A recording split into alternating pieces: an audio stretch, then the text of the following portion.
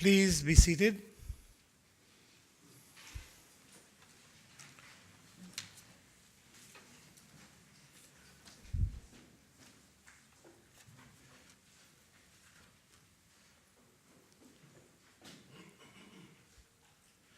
Incoming chair of CPA, our regional CPA, Speaker Ansett George from Trinidad and Tobago, local Youth Parliament Chair, Mrs. Barbara Connolly, honorable delegates, members of this assembly, other distinguished guests, a very good morning to all. On behalf of our Premier, our local executive committee of the branch, and of course, on behalf of all members of the Legislative Assembly, a very special welcome is extended to the bright young participants of the 14th Regional Youth Parliament. It's a wonderful sight that greets us this morning inside this chamber to see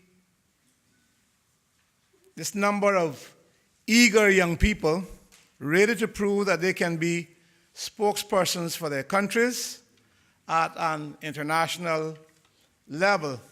It is very, very heartening.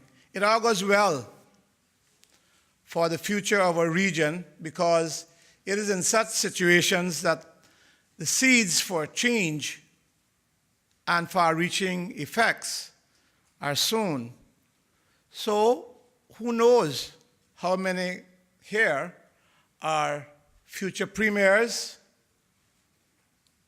ambassadors, speakers, ministers, opposition and other leaders? Who knows?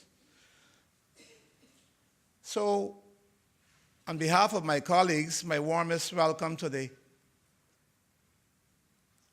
youth parliamentarians, those who are visiting from Antigua and Barbuda, Barbados, Bermuda, Dominica, Jamaica, St. Kitts and Nevis, Turks and Caicos Islands, Trinidad and Tobago, as well as to our bright young participants from the Cayman Islands. With such a talent pool involving some of the best debaters from those countries, we can be assured, delegates, of a meaningful, engaging, and robust next few hours. And it certainly gladdens my heart to be attending LA today and can sit back and just to welcome you all. Let me assure all present that our enthusiasm is far from being founded on empty rhetoric. I had the privilege of attending the last regional youth parliament in St. Kitts and Nevis, and I was immensely impressed by the excellent performances, and I was deeply gratified, as was the delegates from our island, at the level of participation by those young parliamentarians. I was gladdened because, just to say to you that I was elected in 1984. I was 29 years old, and it was one of the things that I campaigned on, to have a youth parliament where young people could express their ideas at that national level. But the powers that be at the time, although my party won, they said, no, we don't need it. And so we went on for several years, and it wasn't until, even though I had entered cabinet in '92, it wasn't until 2001 to 2005 that we could get the first youth parliament installed and organized.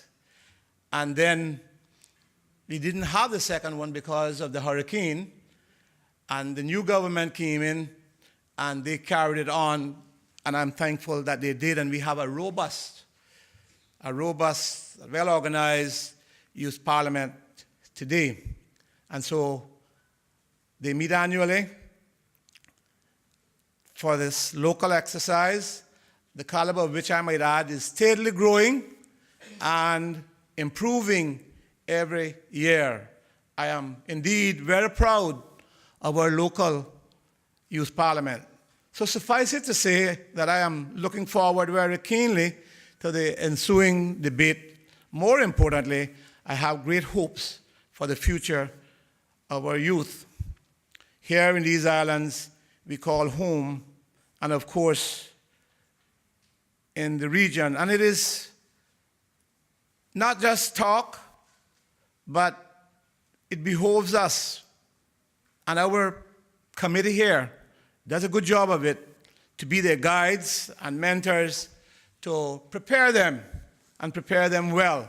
And I want to thank our local Present Youth Parliament organization, the committee headed by MLA Ms. Conley, that does this work.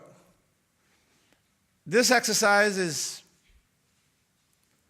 a perfect tool to better engage young people and get them enthused and passionate about our democracies.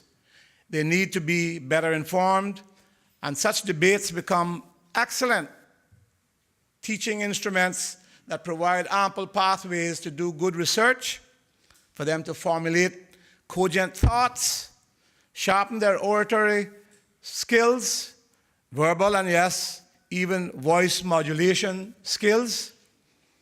I certainly appreciate and congratulate all of you and the CPA Association for their foresight in setting up this debating medium to help articulate young people's thinking across the Commonwealth Caribbean. In this regard, the topics chosen for this Youth Parliament's debate takes on a new meaning. We need to know what they think about the motion being debated this morning, a moot that seeks affirmation of the United Kingdom's decision to exit the European Union, or Brexit for short. Very thoughtful, I thought, when I saw the motion. We must tell you that as a parliament, we haven't had that opportunity ourselves. So maybe we will have in coming next 2 years. But I'm eager to hear your thoughts on it. Brexit is now a world event, and one that can greatly impact the entire Commonwealth and our region, but particularly so for the British overseas territories, and perhaps, even if they don't think so, or might not see it, for the British Islands as well, Guernsey, Jersey, Isle of Man. Therefore, we all need to get informed and be fully engaged to devise strategies and be ready to formulate actions and action plans from our end with regard to this evolving reality. It is good to have healthy debates. They help us to think, be creative, and arrive at solutions. So debates are vital tools to inform and mold public opinions. And it is one of the most effective tools to move the engines of democracies forward. So just don't think that this is just a topic. It will help formulate some thinking, certainly on my part. I say that not knowing what anybody's going to say, but I've heard the debates before, and I believe in you, and I believe that I'm going to get something out of this morning. Because we do have to be careful as we go forward with caution, to be well informed, put on the brakes when we need to, and be fully engaged in the right gear so that we fully understand what lies ahead and we can forge through as individual jurisdictions, as small developing states, and also collectively as a region. And I just don't want you to think, and I stress that we are just here just out of formality. We are here to listen. I had 2 children, I have 1 son. And you can believe that I listen to him a lot. Now, he's not a teenager anymore, but I paid attention while he was a teenager to what he had to say. I do pay attention to what young people say, because as one says, probably a lot more are saying. So, as democracies, each community's complete engagement in public affairs, national, regional, and beyond, is our collective gain. So I hope to gain something from you. I want to say, though, and I say this because I've heard some things this past week. This is not so much for you, but it'll guide you in the future as well. The CPA is an institution that is needed. It is relevant. Here in our local CPA and CPA across the Commonwealth, we do not move motions in plenary sessions, as we cannot effect or affect a government's policies. And some of our older members here might need to understand that.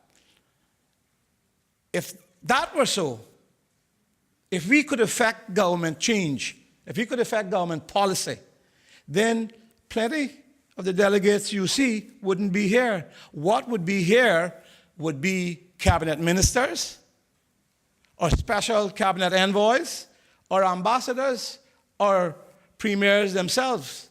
It wouldn't be many at the discussion table. And so we can only look at the issues, debate them, and take back our findings to ride out the storms in our assemblies, or perhaps create storms if we know how to do that, and I know some know how to do that. And so when we hear a chairperson say, noted, it basically all that we can do as a plenary session and as a chair. That's all we can do. We can note, and we can communicate or make communiques and ask governments or the Secretariat in London to take note. But we can't directly affect any government's policy or put in place a policy. I hope that one and all understands that. And so perhaps when we have our next debating forum on the radio, they will put that forward and say, we know we can't affect government policy, or we can't make government policy. Again, a very warm Cayman kind welcome to all, and we do anticipate a keen debating session. I hope you are enjoying your stay with us. Those of you who are visiting, I hope you have enjoyed, and you still got this day left and this night left, as I usually say. So enjoy yourselves, be careful, and safe travels when you do leave and go back to your own islands. To both sides, good luck on your positions. Thank you, and God bless all of you, wherever you're from, and your families, wherever they are.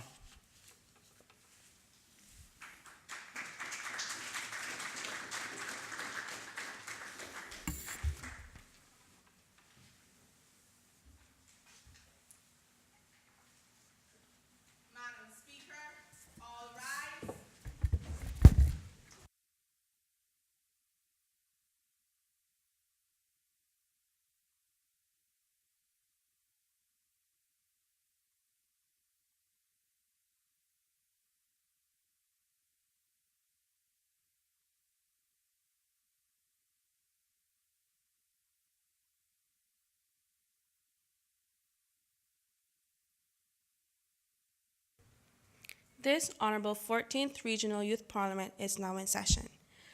I will ask the Honorable Premier to say prayers.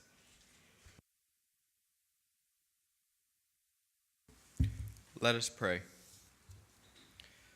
Almighty God, from whom all wisdom and power are derived, we beseech thee so to direct and prosper the deliberations of this 14th Youth Parliament of the Cayman Islands Commonwealth Parliamentary Association now assembled, that all things may be ordered upon the best and surest foundations for the glory of thy name and for the safety, honor, and welfare of the people of these islands. Bless our Sovereign Lady, Queen Elizabeth II, Philip, Duke of Edinburgh, Charles, Prince of Wales, and all of the royal family. Give grace to all who exercise authority in our Commonwealth, that peace and happiness, truth and justice, religion and piety may be established among us. Especially we pray for the youth parliamentarians participating in this youth parliament, that they may be enabled to faithfully perform the responsibilities of their high office. All this we ask for thy great name's sake. Let us say the Lord's Prayer together. Our Father, who art in heaven, hallowed be thy name. Thy kingdom come, thy will be done on earth as it is in heaven. Give us this day our daily bread, and forgive us our trespasses, as we forgive those who trespass against us. Lead us not into temptation, but deliver us from evil. For thine is the kingdom, the power, and the glory, forever and ever. Amen. The Lord bless us and keep us. The Lord make his face shine upon us and be gracious unto us. The Lord lift up the light of his countenance upon us and give us peace now and always. Amen. Please be seated.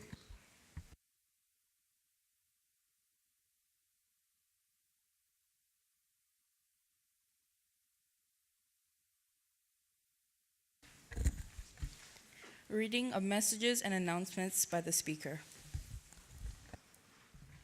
I wish to remind the youth parliamentarians that you will have 5 minutes for your debates. Also, if you wish to make a point of order, please rise and state that you have a point of order. You will then allowed to state your point of order. If, however, you rise on a point of clarity or elucidation, the member who is speaking will have to give way before you can make your point. Thank you. Other business. Government motion. Government motion number 1 of 2018. Affirmation of the United Kingdom's decision to exit the European Union. To be moved by the honorable member from the Cayman Islands.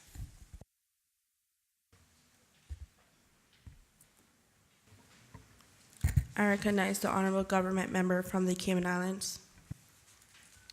Madam Speaker, I beg to move Government Members' Motion number 1 of 2018, which reads as follows, which is also entitled Government Motion number 1 of 2018, Affirmation of the United Kingdom's decision to exit the European Union.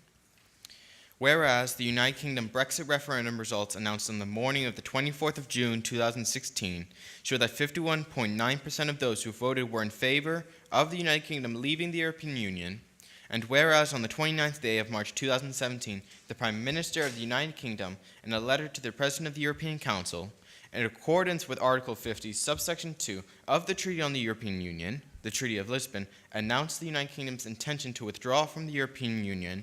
Now, therefore, be it resolved that the Regional Youth Parliament calls upon the governments of the states and territories of the Commonwealth, Caribbean, Americas, and Atlantic region to affirm the United Kingdom's decision to withdraw from the European Union.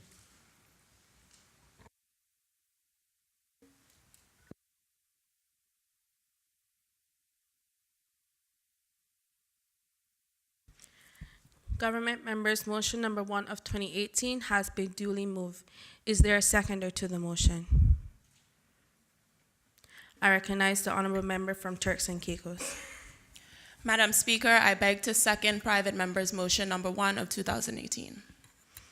The motion has been moved and seconded. Does the mover wish to speak to the motion? Yes, Madam Speaker.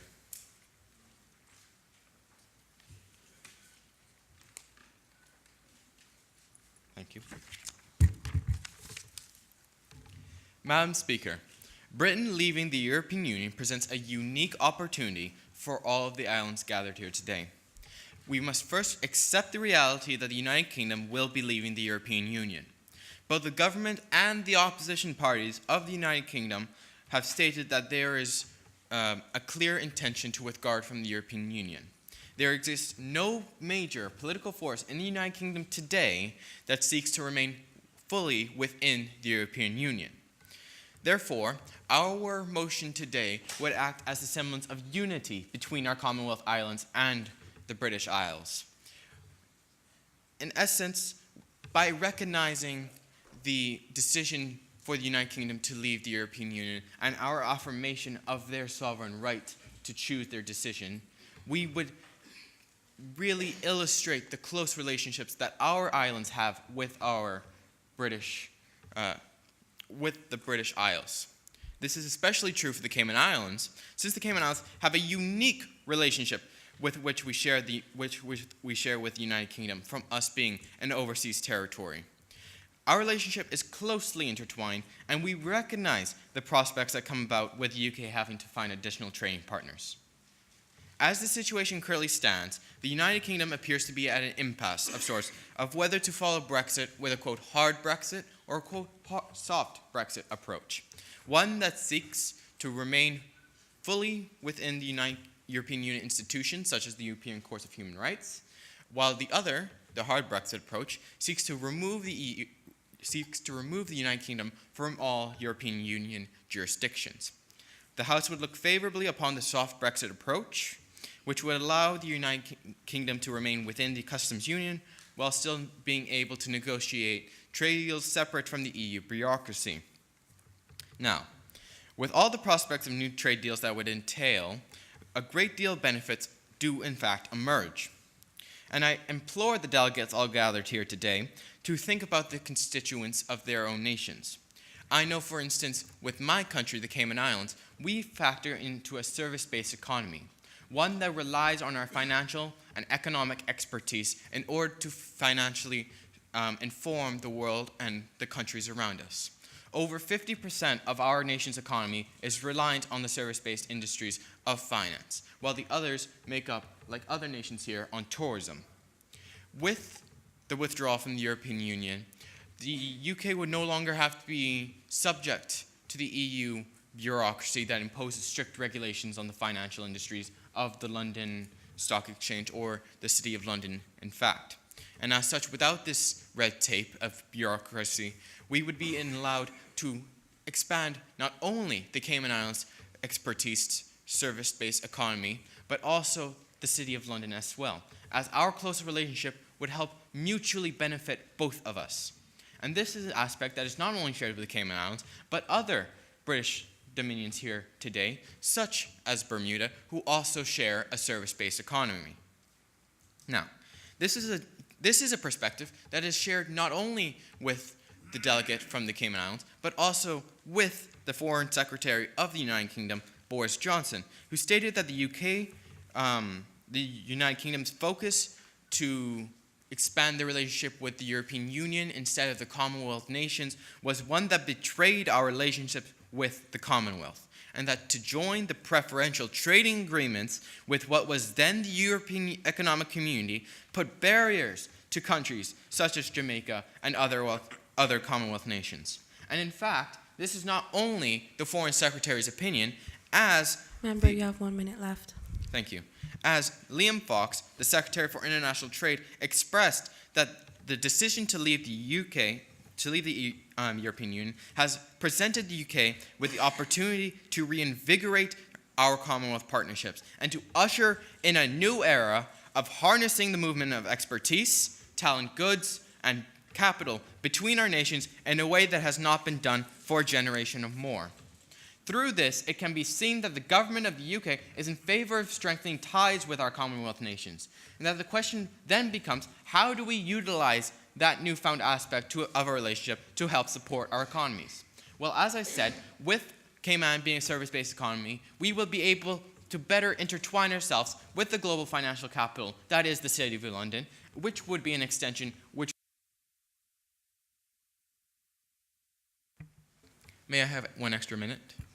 You can finish your presentation. Thank you.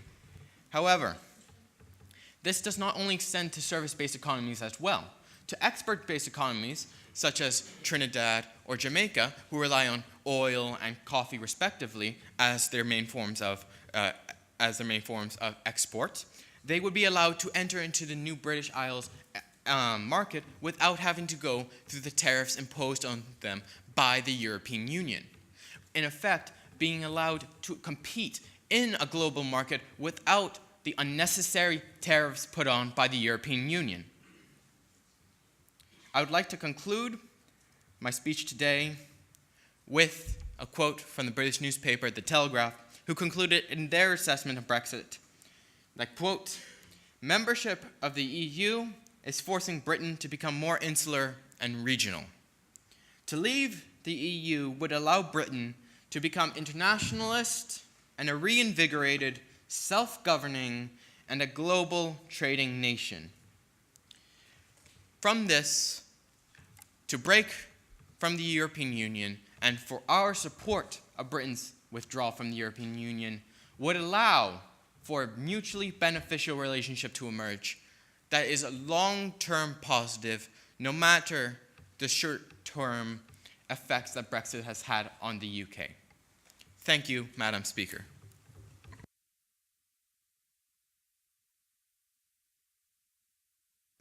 Does any other member wish to speak? I recognize the Leader of Opposition.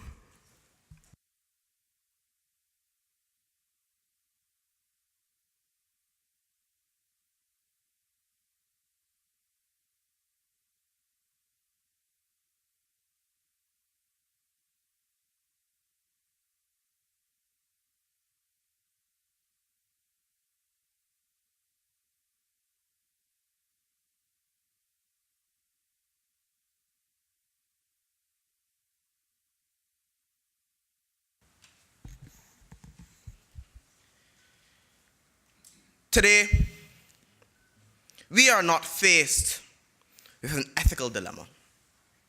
Today, we are not faced with a trial of conscience. However, we do stare squarely in the face of an unprecedented change. And is an eloquent, pregnant pause for a response that was not asked for, but we are here. And we will replay. But up until last night, I had not written anything because I recognized that debates do play out on the day, but I was wrong because my debate actually formed last night. I was sitting at the cultural night and I was brought firmly to attention out of respect. And I listened to God save the Queen. God save the Queen. And I couldn't bear to ask myself if those appeals to deity were mutual. I couldn't bear to ask myself if a country who is now becoming so insular would now want to beg a deity to save us, or even be our deity. Moving firmly onward, I can state clearly that this debate is not necessarily about making any real decision, because it doesn't matter what we think. And I want to make that abundantly clear. They don't care what we think, and it does not matter. This is merely a political front, just saying what we do believe. With that being said, at that point I needed a drink. And when I got this drink, I looked at it. Tainted and dirty, but I wanted it. Why do I want something that harmed me so much? Maybe it's the feeling. Maybe it's nostalgia. Maybe it's something that just lives within me that I needed to get. But no, it is tradition. And it is worthless without the tradition that we have. Moving onward, I'll debunk some of the things that the Premier would have said, and I'll go on to show why we should not affirm and why it does not make any sense either way. And the tagline that I'll be using, that it doesn't make sense to say that they should not leave, but it doesn't matter what we say at all. Going on, what I'll be talking about today, first point, supporting this is supporting inherent insularity. Secondly, the misinformation and breach of democracy during the Brexit. And lastly, the Commonwealth is not a suitable container for the fluid that is now the UK. Firstly, supporting insularity. No, the decision was not necessarily made, Brexit was not necessarily made for economic gain. Because, you know why? When I was researching this in 2016, not too long after it happened, I read that the highest search thing the day after is, what is the EU? So you're telling me that they left, but they did not know what it was. They did not know what they left from. They asked, what are the implications of the EU? So ladies and gentlemen, we clearly understand that the UK just wants to be on its own. So as I said, God save the Queen. And I relaxed again and took another sip. Because as I do realize I needed to calm myself, because I was becoming a bit flustered last night. I didn't know what necessarily to say. And I realized that they're stopping persons from coming from Eastern Europe, but we speak of something called Commonwealth, and that is why we're here. But we recognize that they don't want to even share their wealth with persons from from Europe. They claim that it's holding them back, but as soon as Brexit happened, what happened to their economy? It is still trying to recover now. So what does that tell you? That tells you that stumbling and being on your own, not being weary, drinking of the tainted water means more to Britain. You have 1 minute left. It means more to Britain than honor. It means more to Britain than a connectivity between islands that, again, they will call no deity to save. And I want to urge those on the other side to pursue this line of thought and not be whipped by the party line in which you were presumably forced. The second, misinformation. Now, Farage, when he was leading his thing during Brexit, what he told people was to throw away David Cameron's information, because he gave out little booklets about what the EU actually does. And then he told them to throw it away because it doesn't make any sense. It doesn't make any sense. He convinced the older persons that UK would be tainted by other regions. So what makes you think that they want our information? You can continue with your presentation. Thank you.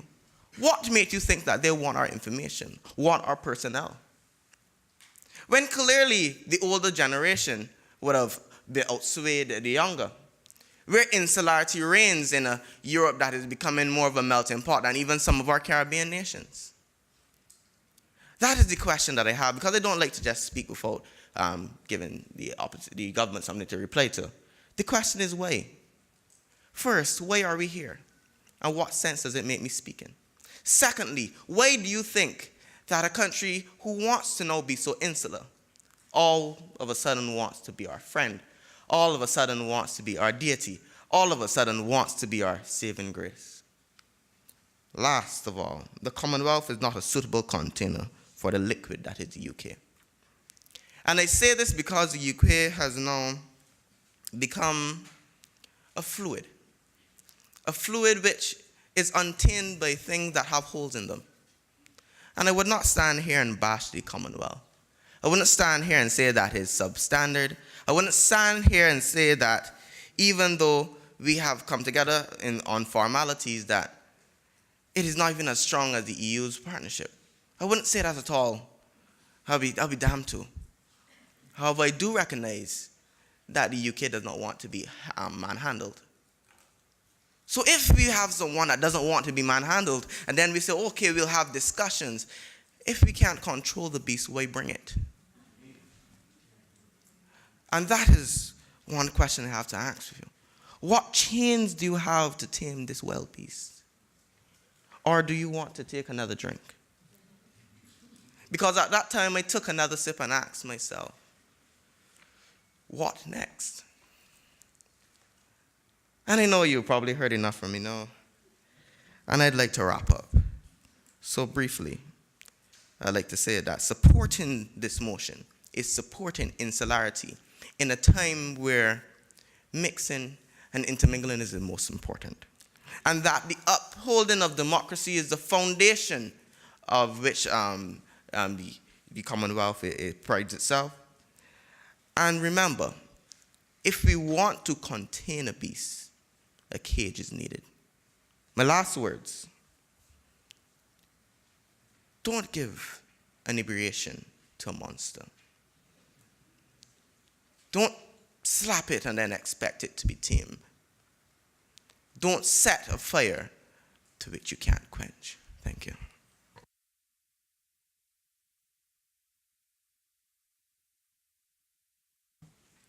Does any other member wish to speak? I recognize the Honorable Government Member from Trinidad and Tobago.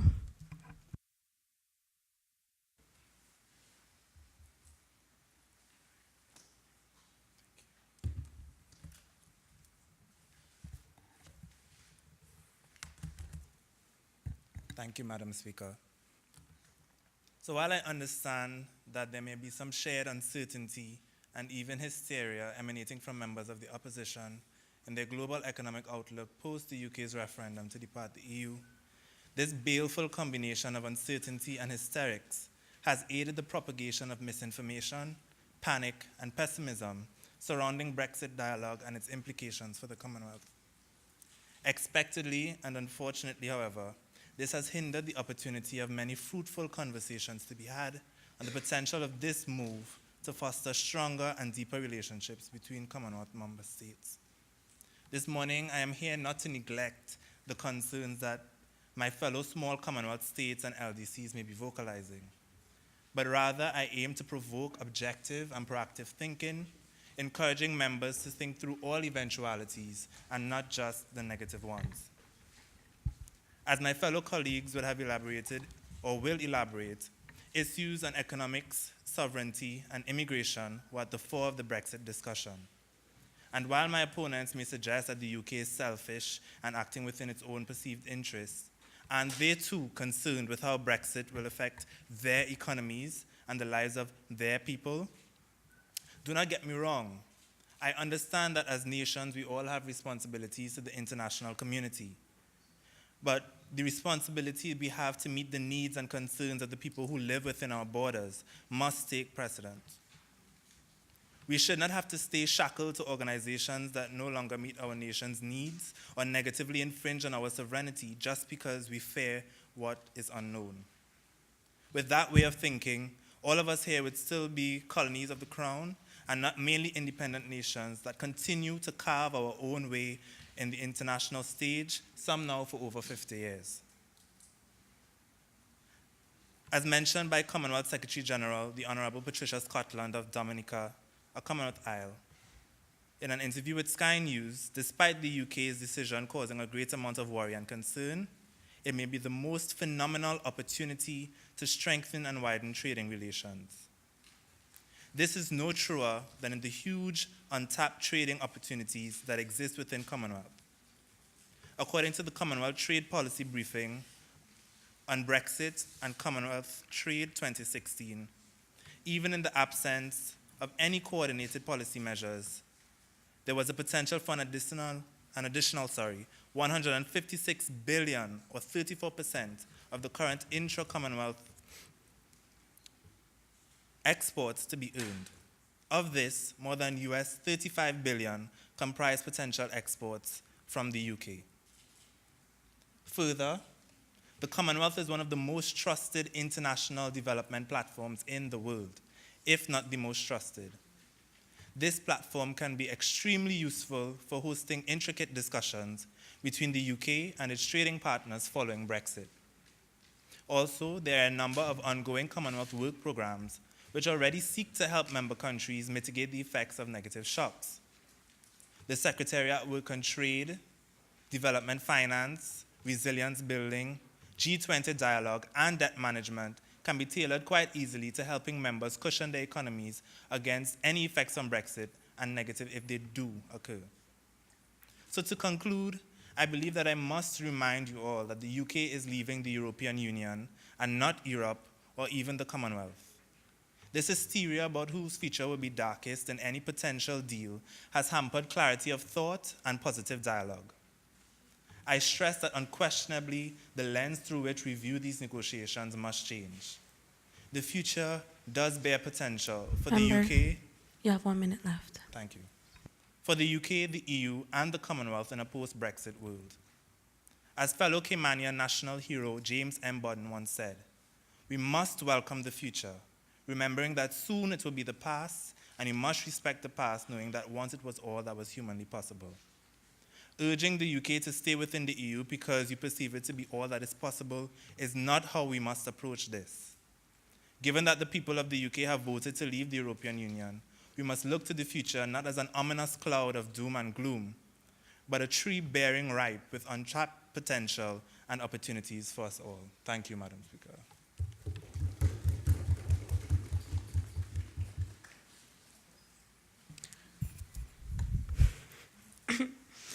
I recognize the honorable opposition member from Turks and Caicos.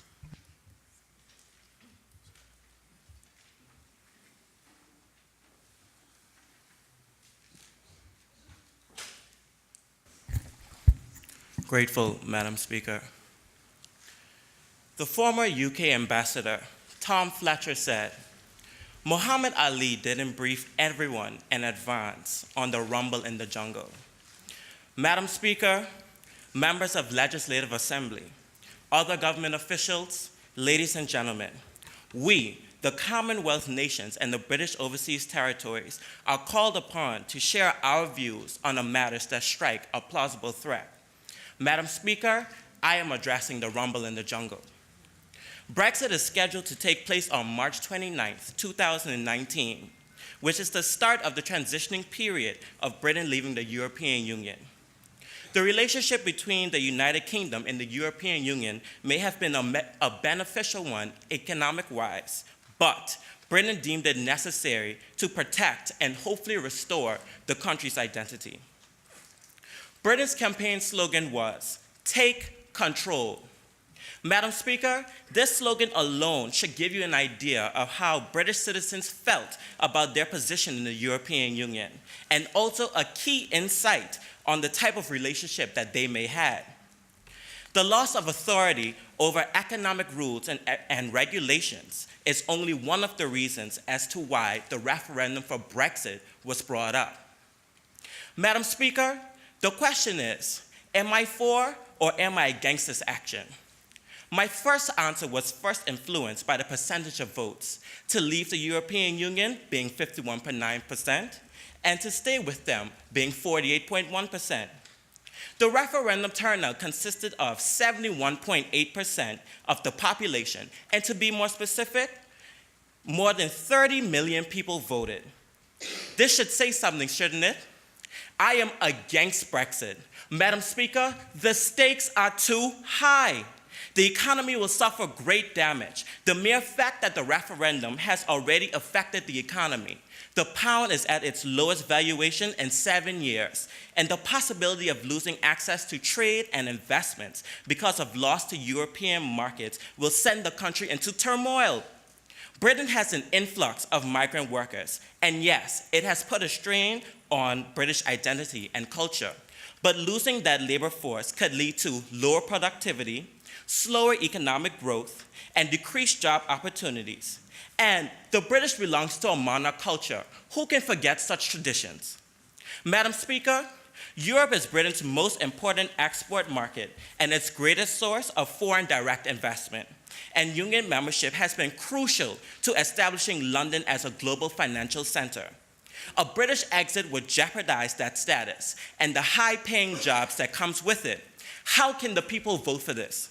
Madam Speaker, enough about Britain. What about us? Where's our say in this matter? We all make up the British Overseas Territories. Madam Speaker, Anguilla relies on access to St. Martin for many of its daily necessities, from food supplies to MRI scans to the postal office. The Anguillan government representative in London said, and I quote, "We have a symbiotic relationship, and we don't want Brexit to affect this."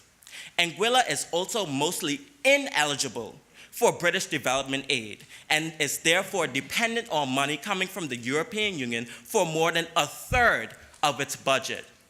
A third of its budget. Madam Speaker, Montserrat is still struggling from a volcanic eruption that happened 2 decades ago and is still relying on funding from the European Union aid programs. Madam Speaker, the Falkland Islands relies heavily on their fishing industry. Most of their exports goes to Spanish ships who are attracted to the Falklands tariff-free trade with the European Union. You have 1 minute left. Grateful, Madam Speaker. Madam Speaker, we are all not as fortunate as Bermuda. Bermuda has described themselves as a fiscally self-sufficient island and has rejected independence from the United Kingdom in 1995. Other territories such as Pitcairn remain reliant on United Kingdom funding. What will happen after Brexit? Madam Speaker, to the Turks and Caicos Islands, Brexit will have a major impact as the Turks and Caicos is currently a beneficiary of significant grant funding through the European Union, now in its 11th European Development Fund, which is dedicated to the education sector, to the Turks and Caicos Islands has benefited from millions of dollars through programs such as this. So the question is, who will fill this gap post? Susie Allegre, a lawyer specializing in the rights of the citizens in the British Overseas Territories states, the fact that the people in the overseas territories are going to lose an important element of their citizenship without having been asked about it may well give rise to legal challenges in the future. Member, you may continue with your presentation. Grateful, Madam Speaker. Madam Speaker, have you heard enough? I will end where I began.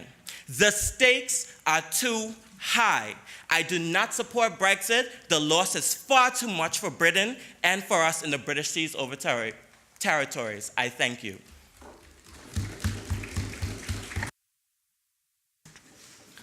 Does any other member wish to speak? Does any other member wish to speak? I recognize the Honorable Government Member from Nevis Island.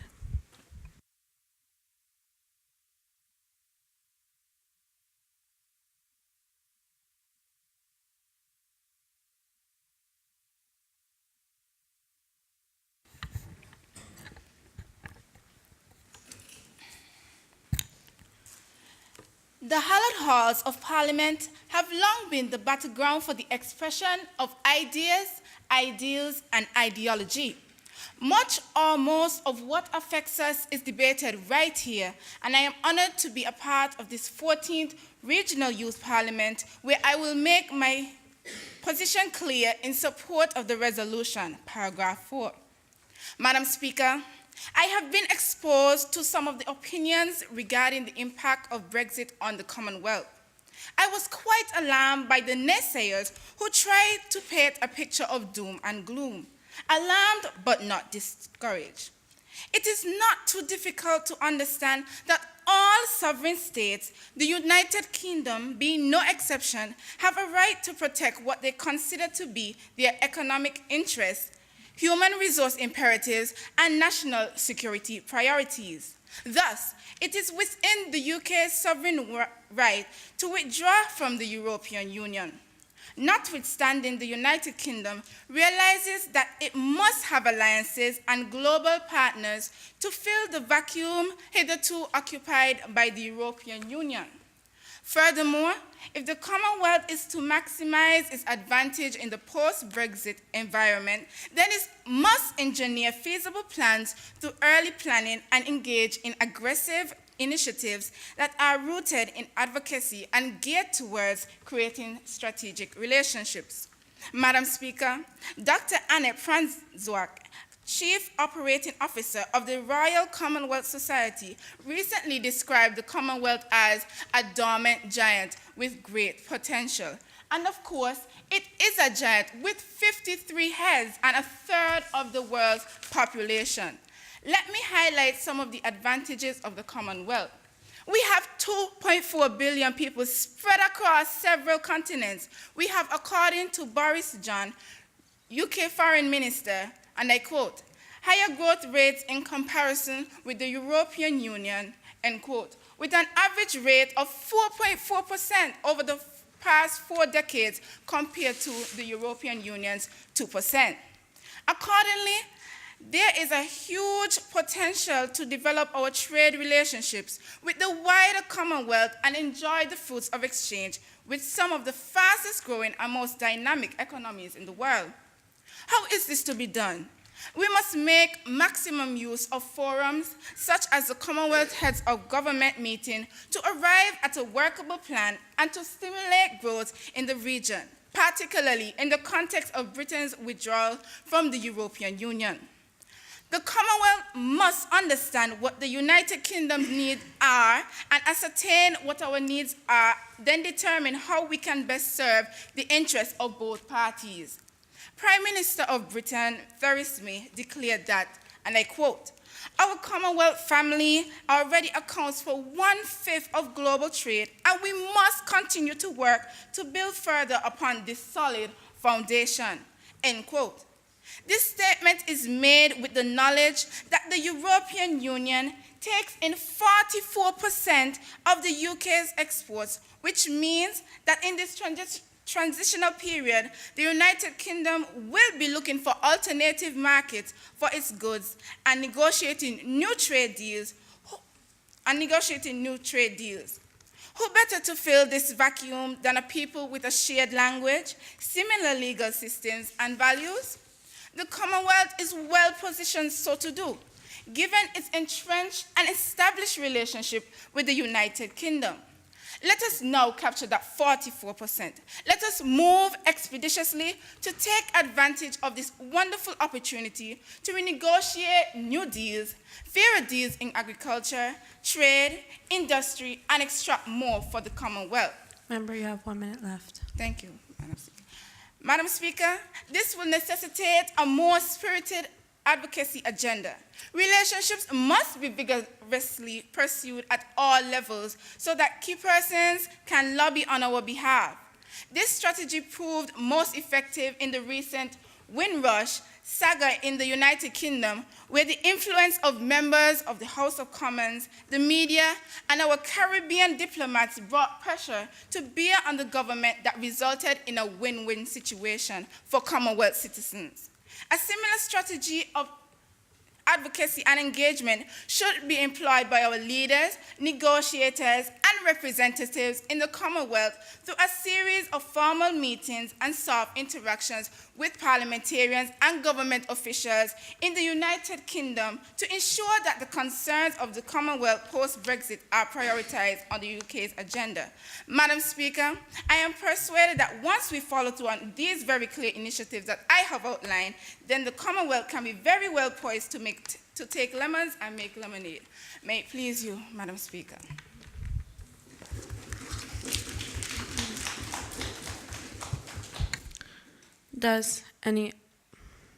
I recognize the Honorable Opposition Member from Bermuda.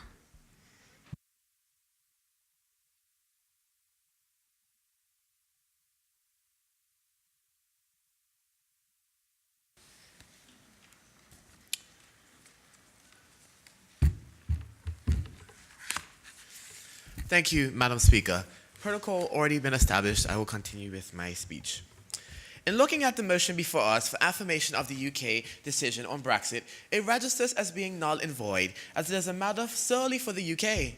The situation, however, creates a far more compelling issue for us, which is how do these territories and independent nations alike of the Caribbean, Americas, and Atlantic region make the arguments to ensure that going forward, each of their desired conditions sought will be either maintained, instituted, or advanced. Brexit, the position to withdraw from the EU, as it should be, is a UK matter. As territories, we are compelled to pose and articulate how we wish to communicate and operate with EU nations in a manner that will advance our local economies and situations, and in a manner that will allow our citizens to enjoy the freedoms, privileges, and movements which are already currently enjoyed. And where there are any pending diminishments to such, we will be placed in the unenviable position to having to make arguments to maintain such rights. With this approach, there is no impact, neither positive or negative, to Brexit, but simply just a clear declaration of needs, aims, and best positions of the territories in this new paradigm. For emphasis, the UK, through Brexit, has already made her positions clear on what she thinks is optimal for her. And we must likewise make our position clear about what is best for us. Having made my personal position clear, I now feel compelled to entertain the motion at hand as it shall please the House. While we, the opposition, do seemingly collectively see debating this motion as a frivolous task, we understand that we have a duty to uphold, a duty that requires us to remind the honorable government of the negative hypotheticals which may, can, or will result from providing affirmation for Brexit or a direct consequence of Brexit itself. Firstly, as members of fellow overseas territories will understand, this decision has the capability to strip away our right to travel freely through other EU member states, a privilege which citizens of Bermuda and some of the other territories in this region currently enjoy and, quite frankly, rely on to seek further tertiary education and or more diverse job opportunities amongst many other things. Secondly, as I alluded to, Bermuda has a competitive international business sector, and we are known globally for a high standard of conducting business, which is why it was a shock to find out we were on the grey listed by many EU nations. Without the UK's voice at the EU table, it is very possible, Madam Speaker, that we, along with the British Virgin Islands as well as the Cayman Islands, could have faced a much more severe outcome, specifically being placed on the tax haven blacklist, which ultimately limits trade opportunities with EU nations as well as many other nations all around the world, as well as multinational organizations and companies. It is also very possible, Madam Speaker, that if the UK were not able to defend her fellow Commonwealth nations of Bahamas and St. Christopher and Nevis to the other EU finance ministers, that they too would still be on the blacklist. Madam Speaker, I say all of this to prove that having an advocate member of the EU is arguably crucial not only for the overseas territories, but also for the independent member nations of the Commonwealth. But Madam Speaker, I must admit that I find it absurd that we rely on a mother country who only graces us with her support when she feels it's most beneficial for her. This is exactly why we must put ourselves in a position where we can argue on our own behalf as individual states and even as an entire region. Unfortunately, Madam Speaker, this is not entirely possible at this time. As according to Bermuda Constitution Order of 1968, the UK has the majority control over our foreign affairs, and I'm sure the same applies to the other territories being represented here today. This is a great concern for me and many others because as I have tried to point out several times today, it is clear that the UK, on most occasions, does not... You have 1 minute left. Thank you. Does not operate with the consideration of our interests in mind. Because if they did, Madam Speaker, they should have sought our perspective prior to the referendum.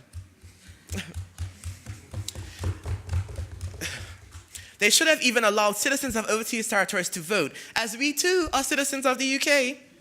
This is exactly the issue that the colonists of the US had with the UK so many years ago when they coined the slogan, "No taxation without representation." So I beg of this honorable House not to let history repeat itself. We simply cannot allow the UK to make decisions on our behalf without first considering our interests. And no, Madam Speaker and fellow honorable members, asking our opinion after the ballot has already been cast is simply not good enough and cannot continue to happen. To conclude, Madam Speaker, the question that needs to be answered is, what does affirmation do for us, the Commonwealth nations and territories of this region? And the simple answer, Madam Speaker, is nothing. We have stood here today making arguments either for or against a decision that in reality has not already been made unjustly on our behalf, but also cannot be reversed. So if our opinion was really important, Madam Speaker, this debate would have been held 2 years ago. We cannot allow the UK to treat us as second-class citizens and or lesser member states of the Commonwealth of Nations. So, Madam Speaker, I must propose the obvious. A solution that will allow us territories to finally freely negotiate with other countries, whether that be members of the EU or not, and finally give us territories equal representation on an international scale to organizations such as the United Nations and the Commonwealth of Nations. And what is the solution, you may ask? Member, your time is up, but make you continue with your presentation. Well, simply put, Madam Speaker, it is independence. And with that, I will yield.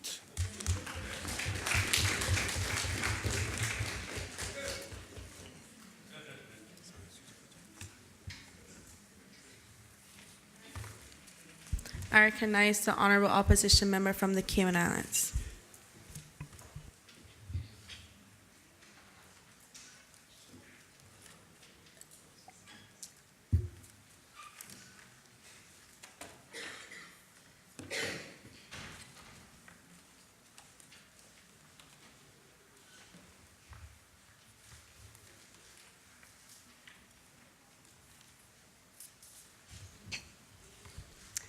Thank you, Madam Speaker. With today's motion, the focus of the Commonwealth, Caribbean, Americas, and Atlantic region to affirm the United Kingdom withdrawal from the European Union. As I stand, I am against this motion, and I strongly believe the United Kingdom should stay a part of the European Union. Up until now, the United Kingdom has failed to analyze the long-term implications of leaving the European Union, as well as educating their people what the effects of Brexit will be, not just for themselves, but other countries they are associated with. My focus today is on my country, the Cayman Islands, and how we will be affected by Brexit. In the Cayman Islands, the Hellenic centers of finance and tourism are service-based industries that play an important role in the country's economy. With negotiations partaking between the United Kingdom and European Union, red flags have been raised regarding Brexit's impact on the two industries. Until now, it is uncertain what the outcome of Brexit will be, considering the time frame the United Kingdom has given themselves to negotiate new terms of agreement with the European Union after triggering Article 50, Section 2. The Cayman Islands is not directly associated with the European Union, but through the United Kingdom, we have access to funding and development programs the European Union has to offer, which includes funding for education and innovation programs, environmental assistance, wildlife and marine conservation, disaster relief, and free movement of people. Once the United Kingdom withdraws from being a member state, part of the European Union, it is very unlikely that this access will remain the same. Within the European Union, we have students who are attaining their education, and this is made possible through a relationship with the United Kingdom. The effect of Brexit is uncertain for our students. For our students will be affected in regards to the current standards on free movement of people. Will the students be permitted to stay within European borders, or will they incur new fees and expenses to attain their education within the European Union? Not knowing is a disadvantage, and it will be a great loss for our people who have the opportunity to attain the knowledge they seek to be qualified, educated individuals in the community if Brexit impacts this aspect negatively. The impact of Brexit will not only affect the Cayman Islands abroad, but also affect us at home. In our tourism industry, European nationals who travel with the United Kingdom enjoy visa-free travel to our island. If travel regulations change between the United Kingdom and European Union and result of Brexit, it will have an impact on our tourism sector. Figures from 2016 show that 13,000 visitors from continental Europe contribute to an estimated total spending of 14.6 million KYD, which is equivalent to 17.4 million US. If new travel regulations are put in place and result of Brexit, it will increase the complexity of travel for European nationals who visit the Cayman Islands, which will decrease our total revenue earned. Madam Speaker, this we cannot afford, for the tourism sector is vital to our economy by providing jobs for our people and ensuring a source of income. For the Cayman Islands, we have more to lose than gain in result of Brexit. Not only we lose opportunities, education for our people, and have negative impact in revenue earned in our tourism sector, we will also lose funding for wildlife conservation programs, particularly our blue iguana recovery program, in which the European Union has allocated 550,000 euros. Up to this point, I have highlighted how the Cayman Islands will be affected by Brexit, and I would now like to highlight how we will affect the Caribbean in result of Brexit. The European Union has a pool of 43 million euros set aside for the Caribbean, which consists of 21 countries.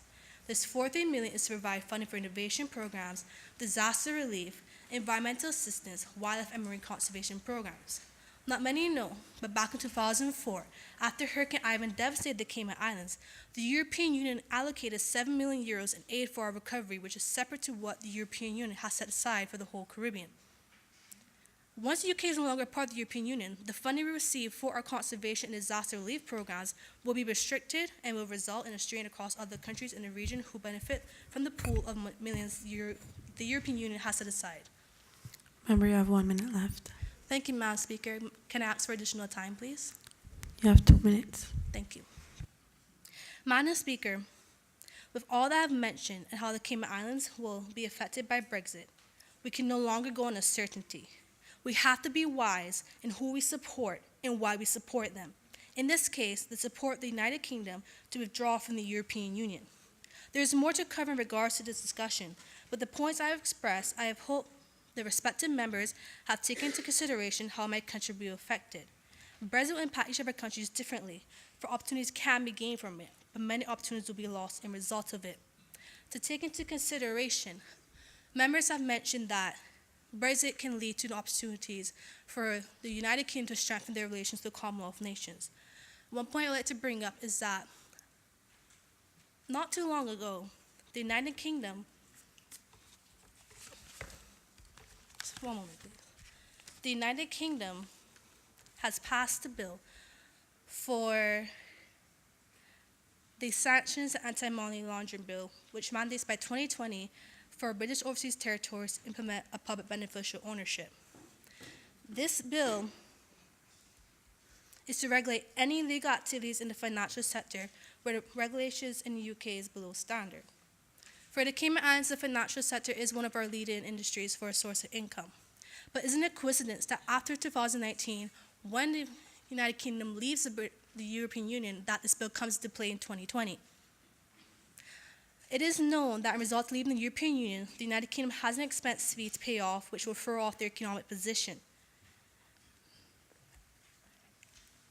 With this, my point being made is that the United Kingdom is only thinking of themselves, putting on a mask to say they support us, but in the end, they are supporting themselves by crippling their relations with their respective nations. How can we expect the United Kingdom to strengthen their relations with Commonwealth nations if they're crippling their relationships with their overseas territories, which, and I quote, in the United Kingdom White Paper from Section 3, strengthen the Union, overseas territories have been mentioned, and I quote, "We will continue to involve them fully in our work, respect their interests, and engage them as we enter negotiations and strengthen the bonds between us as we forge a new relationship with the European Union and look outward into the world," end quote. Up until this point, the United Kingdom has failed to strengthen relations with the overseas territories, and such an action speaks louder than words. With that being said, thank you, Madam Speaker.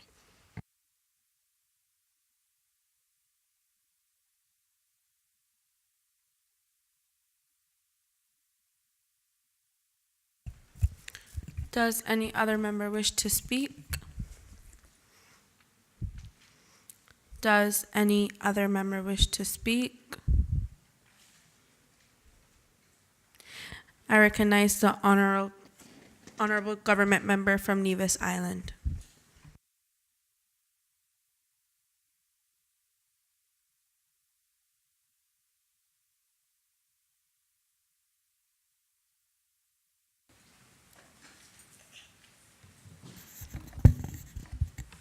A pleasant morning, Madam Speaker.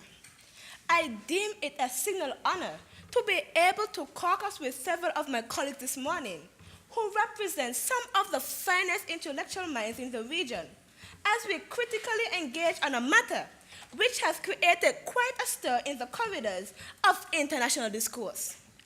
This morning, I will demonstrate within the context of Section 4 of the resolution how the Commonwealth as a global organization of states which share common histories, cultures, and values can actually capitalize on Brexit and thereby enhance its cooperation and strengthen its global position. Madam Speaker, anyone who has followed the debate and developments surrounding Brexit would be acutely aware of the tension which currently exists between the UK and the EU, and the hardline stance which the EU has adopted in post-Brexit negotiations with the UK. To add insult to injury, the advent of Donald Trump as President of the United States has turned the global order upside down and rendered the United States an unstable and unreliable partner for its traditional allies. Given the tension and uncertainty which characterizes the relationship between the UK and its two major trading partners, the US and the EU, Brexit now presents the broader membership of the Commonwealth with a golden opportunity to deepen its relationship at all levels with the United Kingdom. The presence of common language, a similar administrative and legal system, common commercial practices, and established cultural links all combine to provide a perfect platform for this. Let us equally bear in mind that the UK government can ill afford for its economy to regress in the face of Brexit, for this will only serve to infuriate the public and give them justification to label the move towards Brexit ill-advised.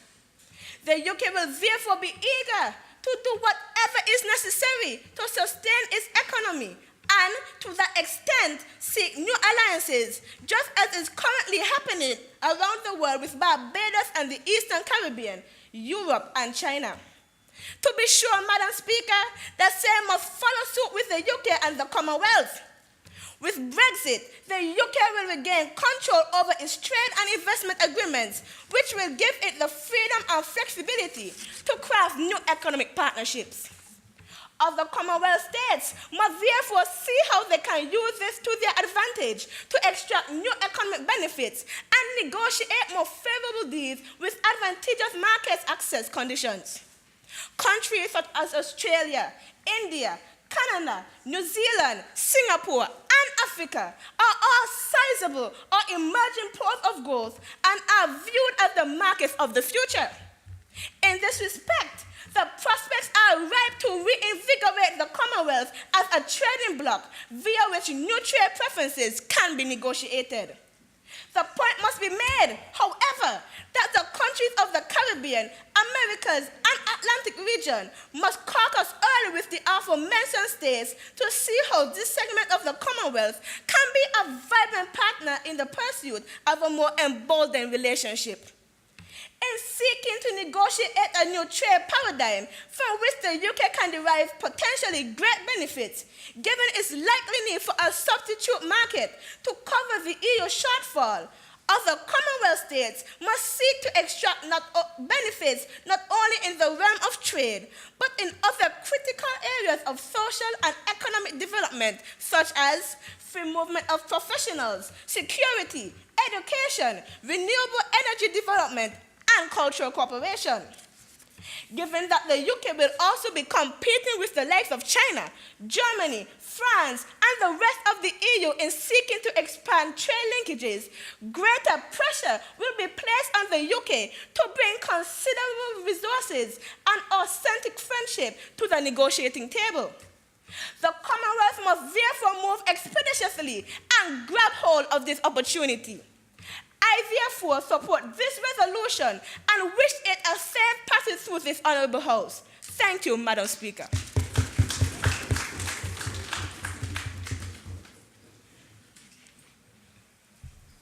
Does any other member wish to speak?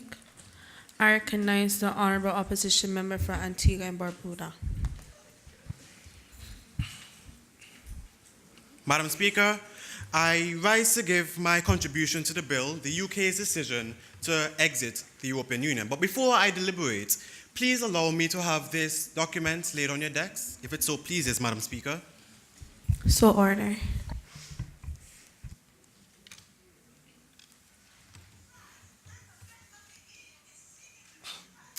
Excuse me. Can you turn off your phone, please? Thank you. Honourable Members of Parliament, we are here today to discuss an intricate matter that will in fact obstruct our daily activities here in the Caribbean. As Brian Pulsifer once said, if a person sees no benefit, they won't change. So today permit me to demonstrate the hazards to you, the government side, in hope that you will change and disincline your support for the UK to leave the European Union. Madam Speaker, let's talk about trade. According to the European Commission policy, updated in April of 2017, subheading the Caribbean region, it states, and I quote, "The EU is CARIFORUM's second largest trading partner after the US. The main imports into the Caribbean include boats, engine equipment, cellular phones, dairy products, and so on," end of quote. With Brexit, trading agreements for these commodities will be almost completely severed. Members of Parliament, Madam Speaker, I crave your indulgence to the leaflet before you. On the first page, you will notice a diagram created by The Economist, which is an intelligence group in Britain. It shows the depth of trading agreements that Britain is securing for itself as of this moment in preparation of post-Brexit. Notice that there's not one mention of maintaining ties with the Caribbean. On the second page, you'll see an extract taken from the same source, and much attention should be given to the last paragraph. It states, and I quote, "There had been some speculation in Britain during the Brexit debate that Britain could resuscitate trade amongst the 52 other Commonwealth countries, but that idea is not only impractical, but also would not reap for Britain the trade rewards it derives from the EU, the Britain's earnings from the exports to the Commonwealth are not huge, while its merchandise exports to the EU represented a hefty 45% of its total exports. From this, Madam Speaker, it is conspicuous that the UK would prioritize maintaining trade agreements with other nations rather than the Caribbean. And let's say, hypothetically, we could find some way to maintain ties with both the EU and the UK. What about monetary aid? Have we already forgotten about the catastrophic effects and the financial assistance given to some countries after the catastrophic effects of Hurricane Irma? Well, I, for one, haven't. On page 3, you'll see another extract taken from The Independent, which is an EU intelligence group. On the last paragraph, it states, and I quote, "Brexit implies that the current aid programs will probably be the last for these and other overseas territories. They will not be eligible when the next round of contracts comes on stream in 2021. This comes at a time when Anguilla, Turks and Caicos, and the BVI all need significant reconstruction funds to make up for the recent devastation from Hurricane Irma." Members of government, I have but one question. What happens after 2021, and God forbid, we are struck by yet another hurricane? Where do you expect those countries to seek monetary aid from? I go on, Madam Speaker, to speak to the potential impacts from the degradation of the pound sterling. On page 5 of the same extract, no, page 4, my apologies, you will see a bar chart and a small extract taken from The Economist. Madam Speaker, I'd like to rise on a point of order. What's your point of order? The honourable member has stated that without the EU's assistance, that the countries affected by Hurricane Irma would face significant challenges, but has neglected to mention any sort of help provided by organizations such as the United Nations or other countries such as the United States. And that I find that the members' inherent lack of recognition for the other aspects of help that has been achieved in regards to Hurricane Irma is both insufficient and economical with the truth of the matter that is at hand with the countries that have been affected by Hurricane Irma. Does the member wish to properly give the correct regards to the organizations other than the EU has helped the countries in their time of needs? Thank you, Honourable Member from the Cayman Islands. And you are correct. There are other organizations that I have not disregarded, but in reality, the EU is a major donator to those countries who are affected. And I have evidence here from the European External Action Service, and I quote, "We have now released an initial amount of humanitarian assistance of £2 million for most of the affected islands in the Caribbean." Do you know of any other organizations who have donated as much? Madam Speaker, I would like to rise to reply to the honourable member's question towards me. No, please be seated. I recognize. Madam Speaker, I would like to rise on a point of clarification from the honourable member. Does the member give way? Yes. Proceed. As outlined in the document set forth on our desks, which I do thank you for, you outlined that, as I quote, "Not only will the British market disappear with the EU, but so too will British contribution to official aid and investment." I believe that the honourable member is overlooking multiple institutions within the Commonwealth of Nations that we now have the opportunity to enrich, which includes the Climate Finance Hub, the Commonwealth Blue Charter, the Small State Center of Excellence, and the Small State Trade Finance Facility. I ask the honourable member if he has given consideration to the fact that Brexit presents us with a greater opportunity to come together collectively and strengthen the internal institutions that we have within our Commonwealth of Nations. I thank you. Thank you again, honourable members of the Turks and Caicos. And I'm notwithstanding that all other organizations have not contributed. But what I am saying is that the EU is one of the most helpful and have donated tremendously to the hurricane revival funds. If I may continue, Madam Speaker, I understand that I am almost out of time, but if you will be so gracious to allow me to continue, with my your presentation. Thank you so much. On page 5, you will see a bar chart and a small extract taken from The Economist. And in the interest of time, Madam Speaker, please allow me to just summarize the information that is here. It shows that as of July 2016, there was already a depreciation by 13.24% in the value of the pound sterling. Now, Madam Speaker, before the referendum, the Caribbean nations sold millions in securities to the Bank of England with assurance of meeting all their monies intact and with a 6% interest. Before the referendum, the value of the pound sterling was stable and the market was secure. But now that there are fluctuations in the value of the pound, not only is there uncertainty with the Caribbean fund deposits, but also a decline in the interest. Also, a decline in the pound sterling can also affect the UK travelers' spending power, which could either alter or delay their travel plans overseas. This was a finding by the British Association of Travel Agencies. Furthermore, if the pound sterling stays low against the United States dollar, then the Americans will seize the moment of the chance to visit Britain, especially during the summer months where it isn't all that cold. As important as the UK is as a major source of tourist arrivals to the Caribbean, the US market is many times larger. So there can be little doubt that a shift in the spending habits can impact Caribbean tourism. And I shouldn't go on to say how important tourism is to the Caribbean, should I? Madam Speaker, truth be told is that this whole Brexit situation is nothing more than Britain's own pride and sovereignty to having open borders. The same immigrants whom they persecute of living off of government aids are also the ones who are contributing so much to the UK's own human resource. Not only that, as a member of the EU, they are also a part of a framework that ensures traceability of high-risk products and their contamination. With Brexit, their food security and their external intelligence is being compromised. Yet, they still want to push forward with this movement. Members of government, I've said all I can. I've shown you all the benefits of change. The only question that lies before you now is, will you? If it pleases you, Madam Speaker.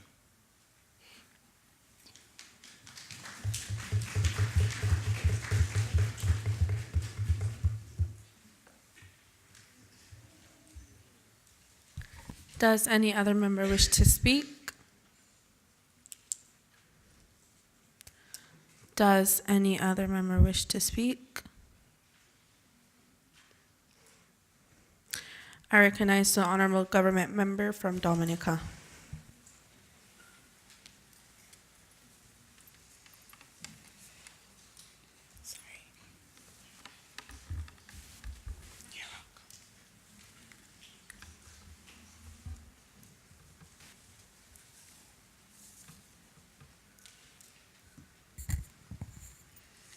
The Commonwealth of Nations is a unique but underrated fellowship that we have degraded in our pursuit of a supposed European dream, now nightmare.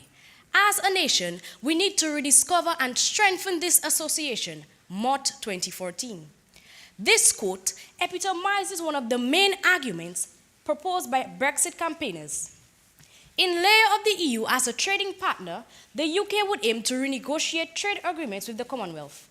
Hence, it leads me to conditionally agree with the Commonwealth Caribbean, Americas, and Atlantic region, affirming UK's decision to withdraw from the European Union. So why does the post-Brexit UK envision the Commonwealth as an ideal trading replacement for the EU? Speaking at an opening of a Commonwealth Business Forum, British Prime Minister Theresa May explained how the Commonwealth can set a powerful example to the world in terms of free trade. This statement and others she has made in the aftermath of Brexit reveals her need to network with Commonwealth countries as she seeks an economically viable alternative to EU. This provides the Commonwealth with sufficient leverage in looming negotiations with UK.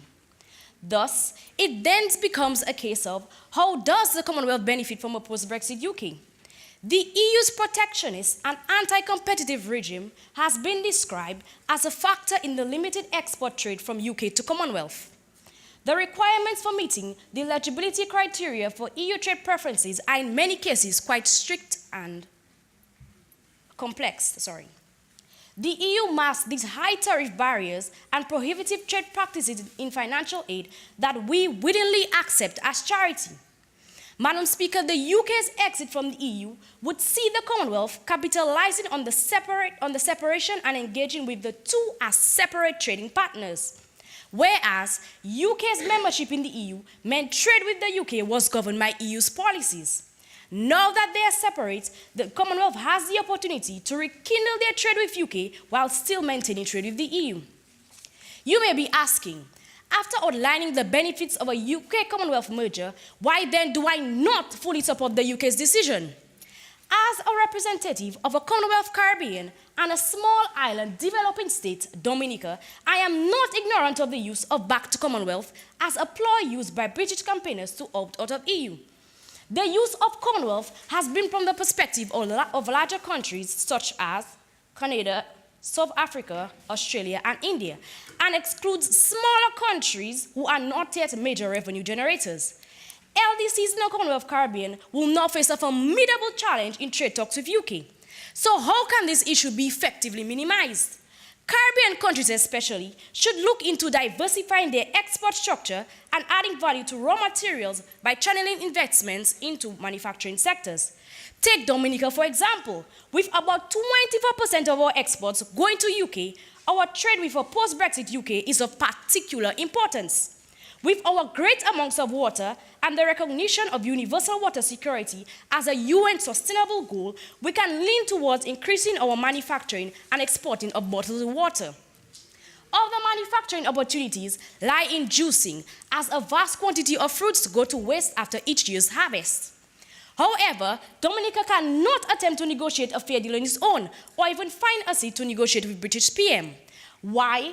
The Prime Ministers of Australia, Canada, and New Zealand will have already crowded the table in UK's talks with the Commonwealth. Nations like Dominica have their own trade advantage, but individually occupy a weak negotiating position. As such, the best proposal would be for the small Caribbean island states to work together to get equal access to the UK as an export market in the aftermath of Brexit. But how can we establish a united front to Commonwealth and UK when within the CARICOM, our own regional trading bloc, we are still divided? These problems must be ironed out first before we can approach the UK.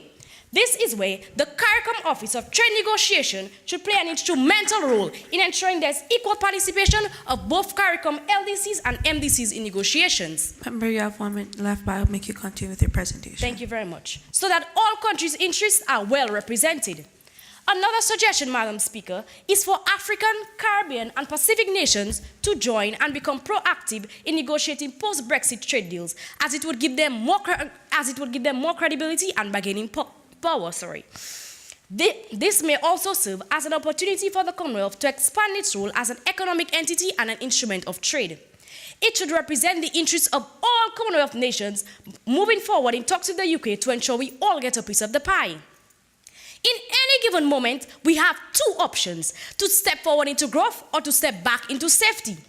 In this case, Commonwealth countries in the Caribbean, America, and Atlantic region should no longer simply play it safe, but to step forward in order to capitalize on Brexit while keeping in mind that due diligence is a thin line which separates informed risk from reckless decisions. Thank you very much, all.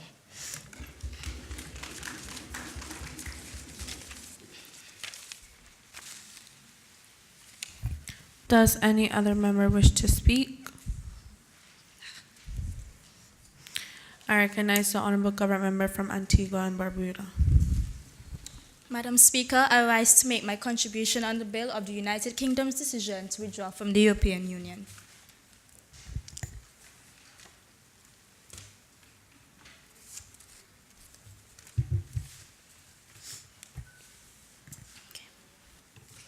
The sovereign, composed of several highly active regions in manufacturing and services, has become largely integrated in the international network of trade and the movement of capital and labor, having joined the European Union in 1973. Thus, the region of Greater London can rightly be considered as one of the economic cores of Europe. However, on June 24, 2016, the UK voted for leaving the European Union, which is the reason for us being here today. Madam Speaker, While it is evident that apprehension and fear of the unknown implications of Britain leaving the European Union is rampant throughout the global economy, what the governments of the states and territories of the Commonwealth, Americas, and Atlantic region should endeavor to do is view Brexit as an opportunity to increase the chances for third world countries to trade within the European Union sphere as well as with Britain.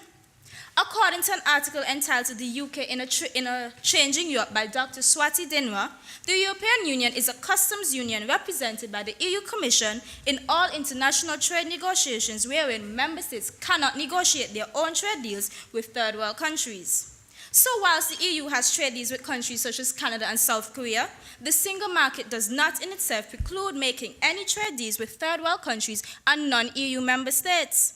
Henceforth, Madam Speaker, Britain leaving the Union will require new trade laws, regulations, and agreements that will give our heads of government a greater chance to negotiate with Britain and EU member states as goods and services may arguably have to go through third world channels.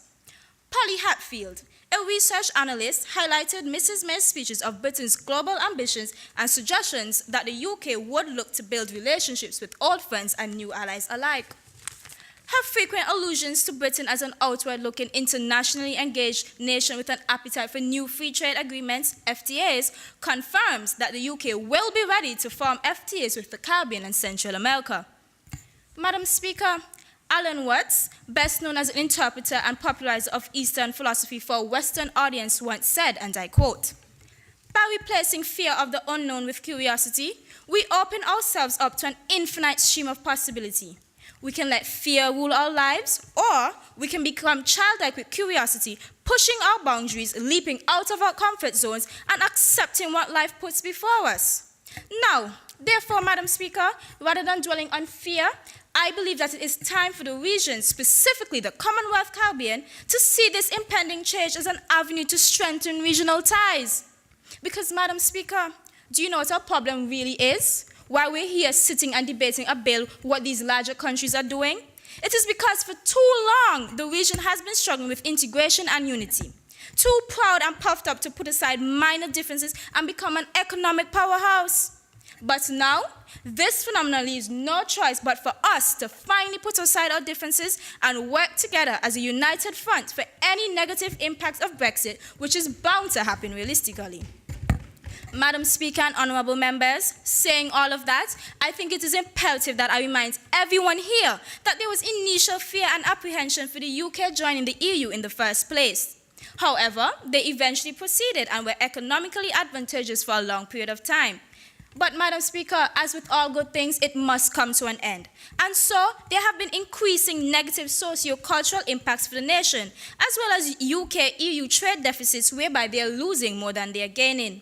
So, in showing good friendship to an old ally, we should seek to support them on their journey to becoming more liberal and expanding their global trading capacity, as Mrs. Prime Minister has stated in her Global Britain theory. Alan Watts, Madam Speaker, the clever soul that he was, further stated that the only way to make sense out of change is to plunge into it, move with it, and join the dance. And that, Madam Speaker and members of the House, is what I firmly believe that we should strive to do. Furthermore, Madam Speaker, with the many concerns present, thank you, Madam Speaker, and I beg for 60 seconds of your time, please. Sure. Thank you, Madam Speaker. Furthermore, I wish to offer comfort to those of you who are worried about the value of our currency.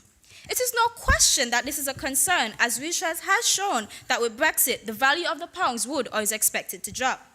This may sound worrying, but on the other hand, it would also mean that the value of the US dollar will rise, and for the Commonwealth Caribbean nations is a potential advantage. This is so because the US dollar is widely used for trading and international affairs. Members of the opposition, a chance for our spending power to increase is before us, and the wise thing I believe that our heads of government should do is to accept it, prepare and await the possibilities that would undoubtedly arise from the UK leaving the European Union. Madam Speaker and fellow members of the House, by replacing fear of... I raise on a point of clarification. Does the member give way? Yes, Madam Speaker. I'm here on this side and I'm a bit confused. So if it is that we were finding problems coming together as a region and we could not fix ourselves even back in the days of the Federation, further less now, how is it then that we could come together, create something meaningful, something that the UK won't be able to abuse as they realize that they don't want to be tamed as they left the European Union. So what is your take on that? How will we do that? May I speak, Madam Speaker? All right. To address the opposition of Barbados, what the Caribbean has to do now is to work together, because what happens usually is that because we know that we can get aid from elsewhere, we become complacent and we don't push. But now with this phenomenon, we have no choice but to stand up and to work together to prepare and to finally stand on our own 2 feet. May I continue, Madam Speaker? Continue. All right. Therefore, it is time for us, the heads of government, to affirm the United Kingdom's decision to withdraw from the European Union, banish fear, and make use of the new opportunities to come. Because you see, Madam Speaker, it is our time now. It is time for third world nations to finally have an influential presence on the global market. And that can only happen if we allow Britain to exit the European Union. If, Madam Speaker, it pleases you.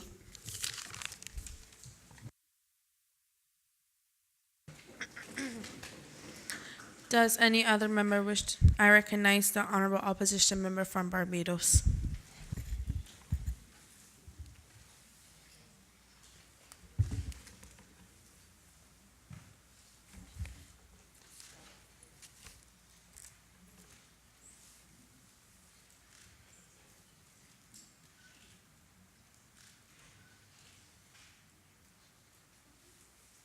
Madam Speaker, forgive me for those brief moments just now. I just needed to confirm what I saw and what I heard this morning. When I looked around this chamber just now, I saw members of the OECS. I saw members, associates, and observers of CARICOM. I saw members who share the same geographical space. I saw members who share similar cultures. I saw a premier whose government purposely set out to insult all of us here by bringing this resolution. And he succeeded, might I add. I am insulted. I'm insulted at the fact that the government thought it fit to bring a resolution to reaffirm a decision that we have no control over. I'm insulted that of all the issues confronting this region, climate change, the fragility of our open economies, the Premier thought it necessary to squander this opportunity, his opportunity, to discuss issues that are consequential. Don't be pointing across the House, please. Thank you, Madam Speaker. His tail really is showing.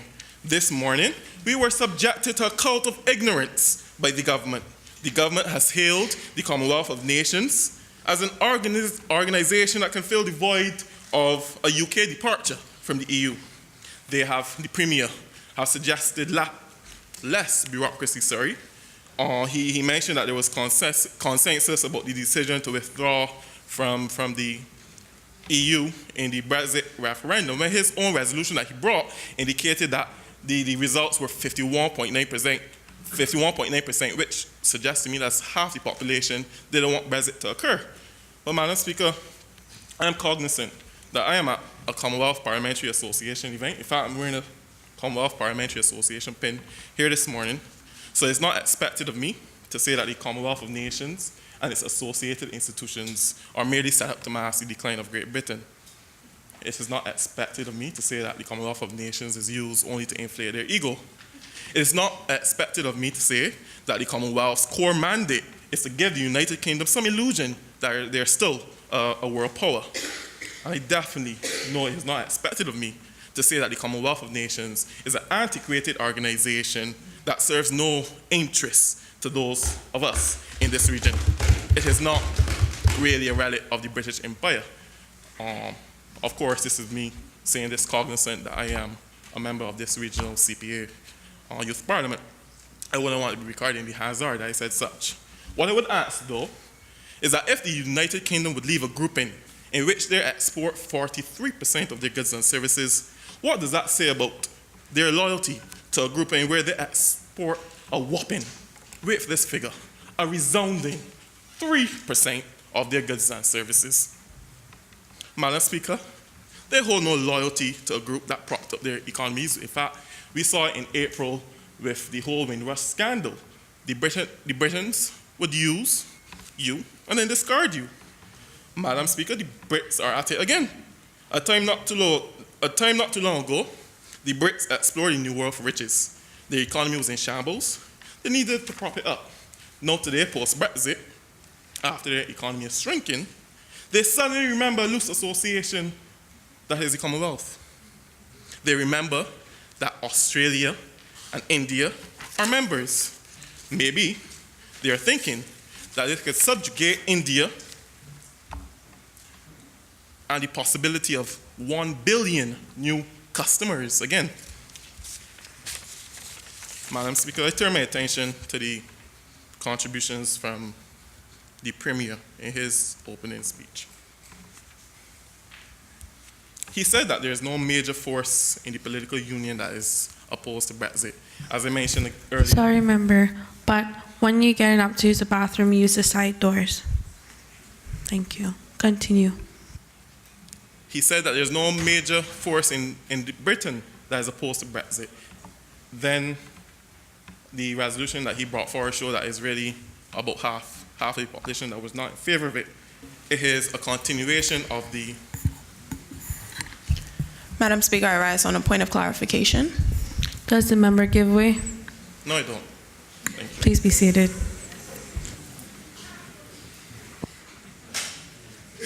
The member mentioned that with Brexit, there will be less Member, I bureaucracy. said stop pointing across the house. Ma'am, I'm just using my hands to express myself. I apologize if it gives the impression that I'm pointing at any honorable members in this house, so I do apologize if that's the impression you got. Madam Speaker, the member mentioned that it would not be a level of bureaucracy with Brexit. I have a document of that I would like to share with the House. The office has advised that it is available for the Marshal to distribute to the members. But this document, it is not a magazine, a newspaper, or opinion from The Economist. It's not selected extracts that I would use just to paint a picture, a point that I would want you to believe in. Here's a document by Her Majesty's government that indicates that it would be a greater level of bureaucracy to conduct business within Britain. So it is contrary to what you would like us to believe, the Premier would like us to believe.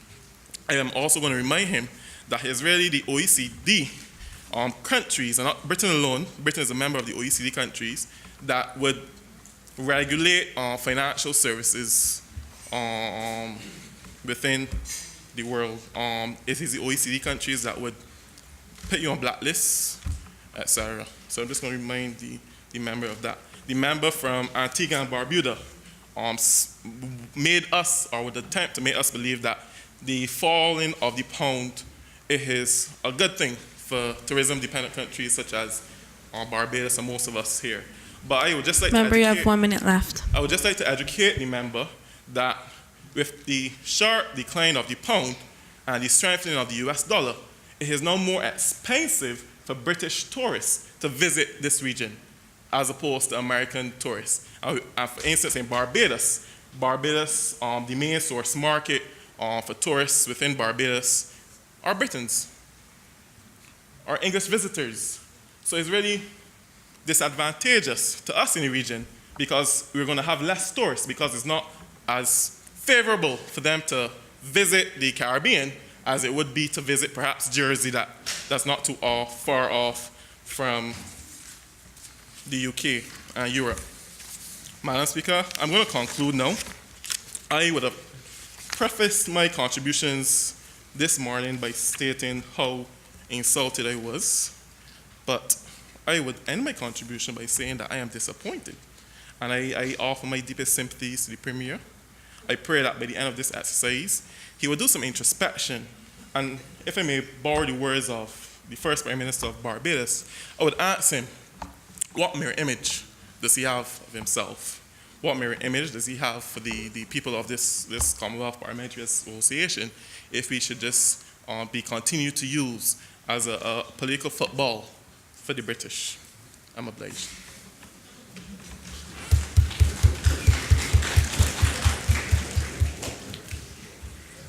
Does any other member wish to speak? I recognize the Honorable Opposition Member from Trinidad and Tobago.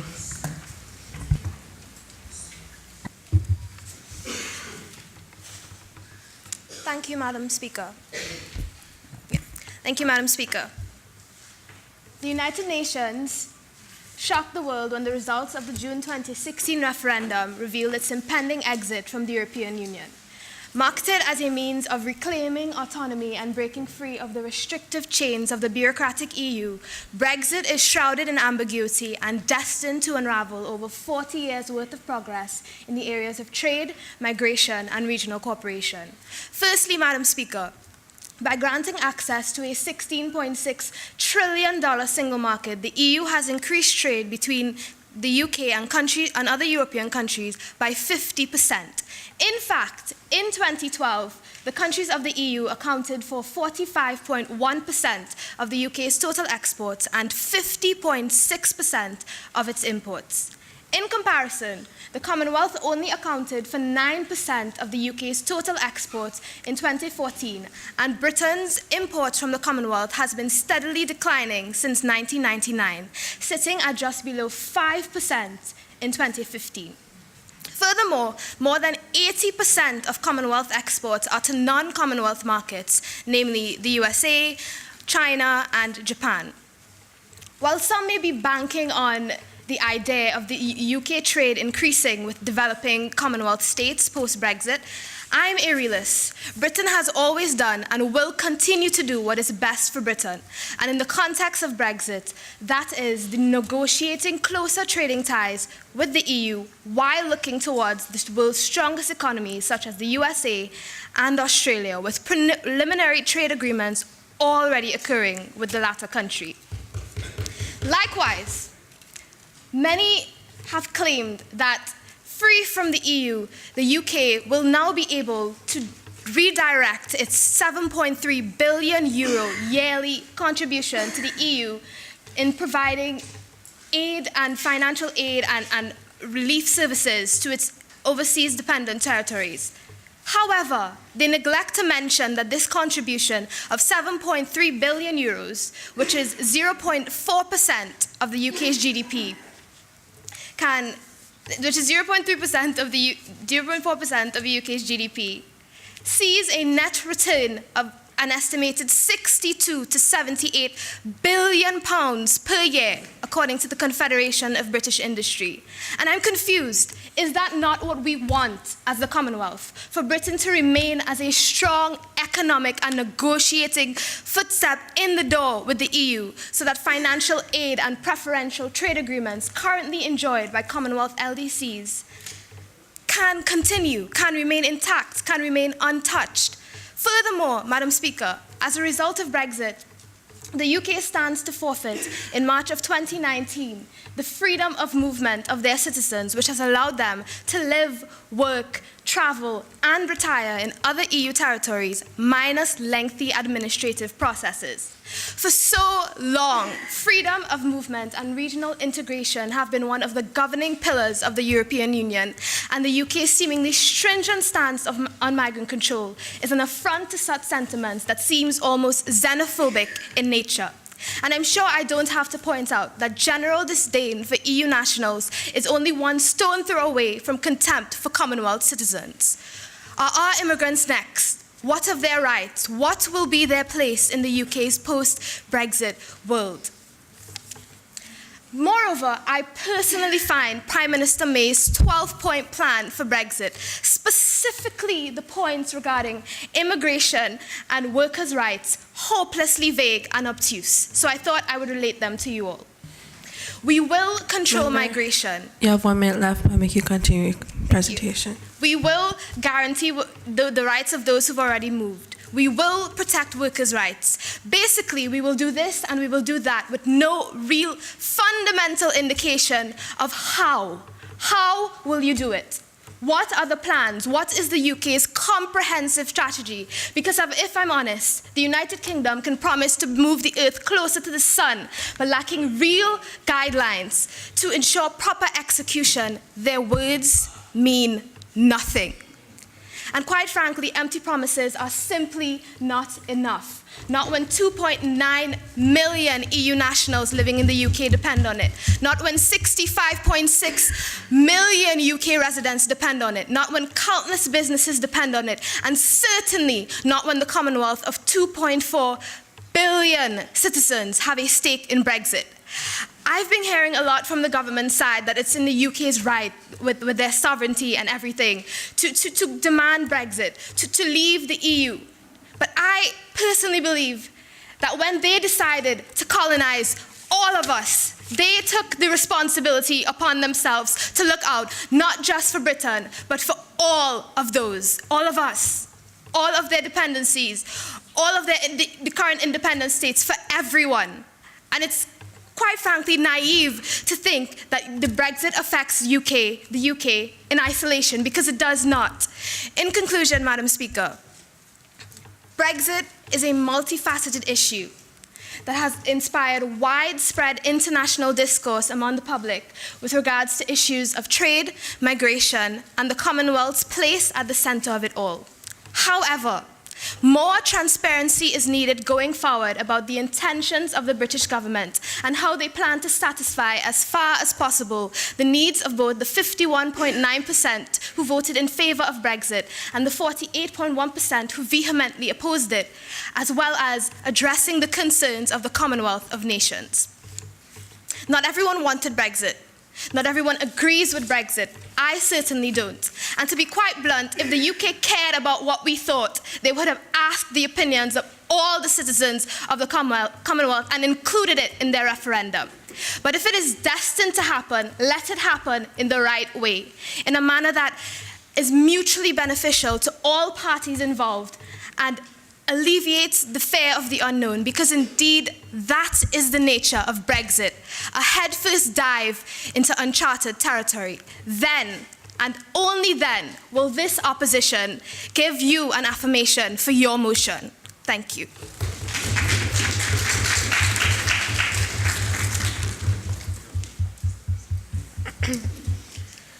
Does any other member wish to speak? I recognize the Honourable Government Member from Nevis Island.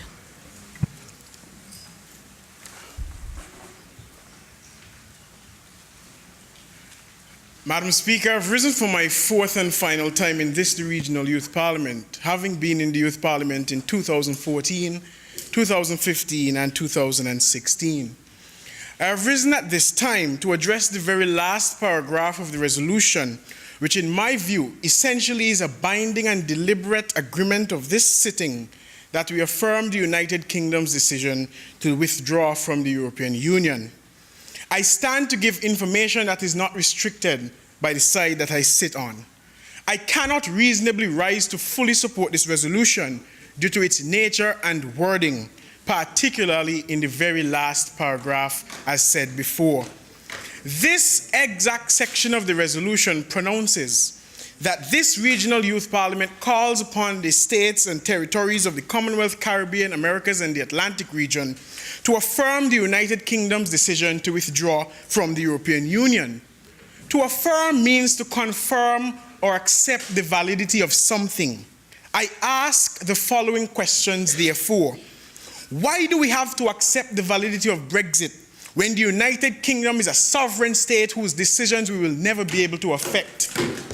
And now I ask, who are we to try to accept or confirm the validity of Brexit when we have homegrown issues that have remained unsolved and unaddressed since the dawn of self-governance and even a year out from the actual date of Brexit? First, let me articulate how strange, peculiar, futile, and awkward it is for us to be here debating Brexit when in fact we are in an autonomous British overseas territory.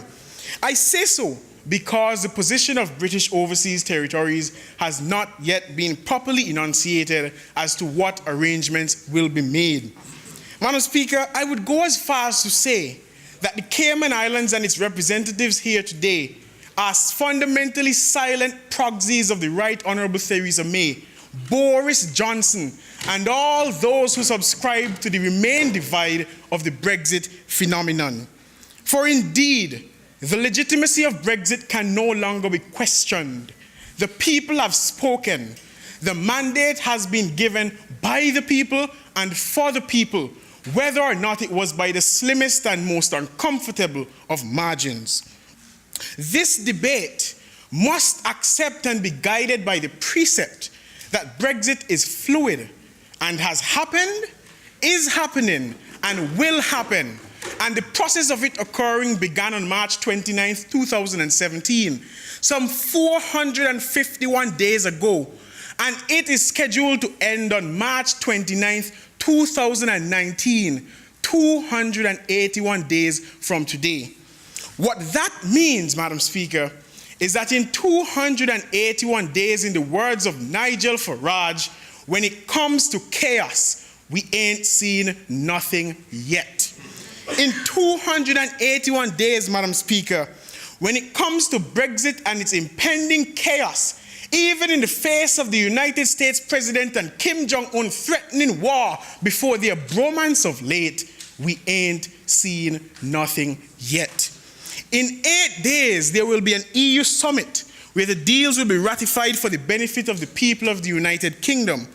And so while many persons in Europe may feel that this long and winding process of ratification will lead to a good deal on their end, we here in the Caribbean must be cognizant of the lyrics of the mighty Penguin, who quite craftily penned, "What's sweet in goat mouth, the sour in the bam bam." Madam Speaker, when it comes to Brexit and its looming implications, I can assure you that the Caribbean is not the goat's mouth, and Brexit will definitely not be sweet. It was a slave master whose name has been lost in the undulations of history who said, "Every time you see or hear us squabbling, understand that the crack of Massa's whip is a lot closer than it seems. Understand that the crack of Massa's whip is echoing in the way that we behave." Ever since Brexit, the crack of Massa's whip has echoed from Kaiser Falls to Grand Bahama. The crack of Massa's whip has sent our leaders skipping and galloping across the world, preaching and evangelizing, "Great is thy faithfulness, morning by morning, new mercies we see." To religiously belabor and berate Brexit 2 years on is as if we are clueless of what we can and should do with the United Kingdom out of the EU. It is as if we are babies yet to be weaned from the breasts of the United Kingdom, even for some of us who have been independent for over 50 years. Member, you have 1 minute left, but I'll make you continue with your presentation. To confirm and accept the validity of Brexit shall not hinder our ability to trade bananas, sugar, rum, electronics, and even human resources with France, Luxembourg, or even Liechtenstein.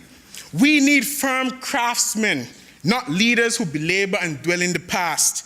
We ought to realize that we didn't see the benefits of the UK in the EU with the Windrush fiasco of last month. We didn't see reparations, although that is for another appointed time and date. In the words of the inventor of soca, Lord Shorty, I say, "Gone are the times when we were together. Gone are the days when we loved each other. No more smiling face, no more warm embrace. In my homeland, like a stranger." Madam Speaker, the Caribbean is but a stranger to this world, and we cannot allow Brexit to prolong this disposition.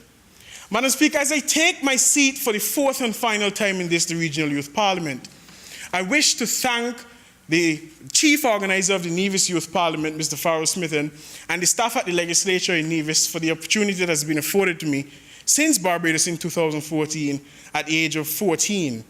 I take my seat now to say that I cannot reasonably support this resolution, but of course amendments will satisfy my desire. I am obliged. Bravo.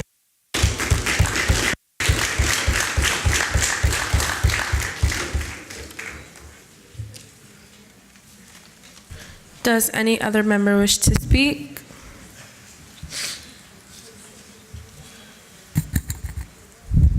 I recognize the Honorable Opposition Member from Nevis.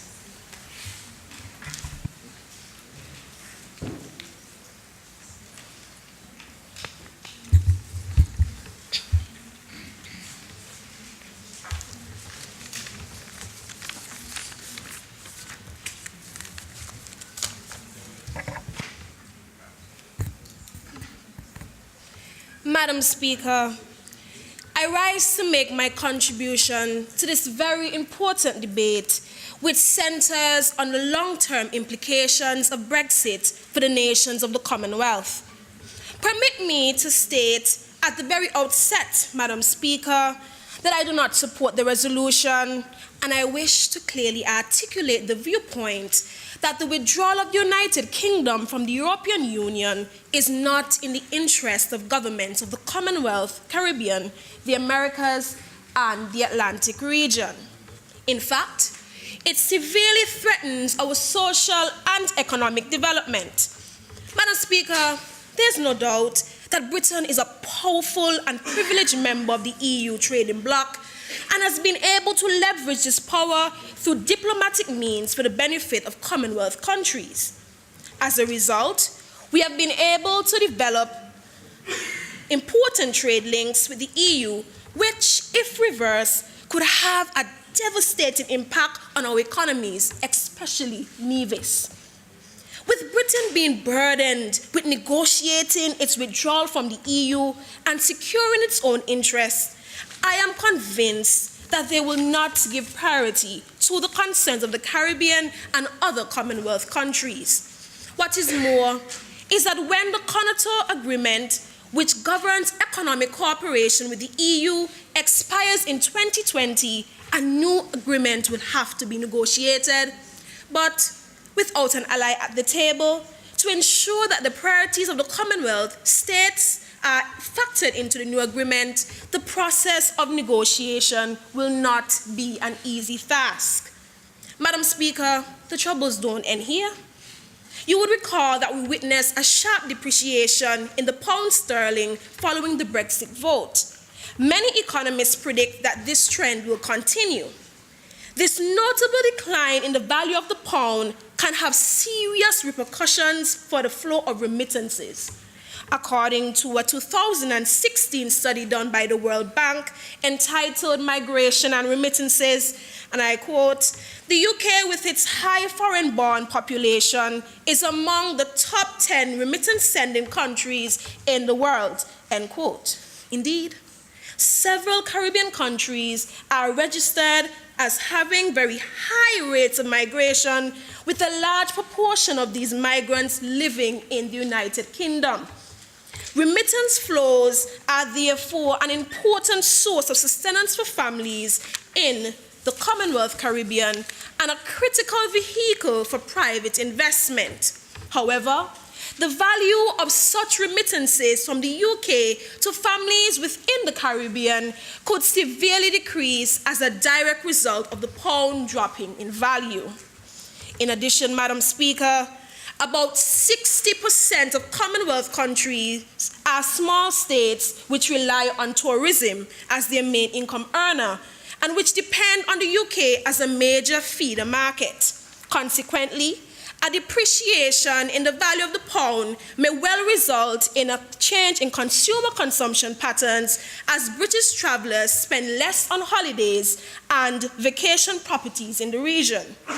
Finally, Madam Speaker, the UK plays a very influential role in sustaining the EU's presence as a major multilateral donor to many Commonwealth countries. Caribbean countries, through the Caribbean Development Bank, has benefited significantly from EU aid resources. For instance, in 2017, the CDB received Euro 12 million in grant funding from the European Union to support the development of geothermal exploration in the Caribbean. Several other initiatives in the region, ranging from crime fighting and security to disaster reduction and climate change adaptation, have been financed through development aid from the European Development Fund, to which the United Kingdom is a major financial contributor. Member, you have 1 minute left. Thank you. Consequently, the untimely withdrawal of the UK from the EU means that the EU will lose a large portion of its annual budget and will undoubtedly have to restructure its approach to financing and development assistance. What is more, is that for many years, Britain's voice for the Caribbean has been significant in council meetings in Brussels. The UK's exit from the EU will therefore remove the British influence as a counterbalance to the less development-oriented forces in the EU who, unlike Britain, have no history with the former colonies in the Commonwealth and who therefore feel no sense of obligation to assist them, particularly given their status of having graduated to middle-income countries.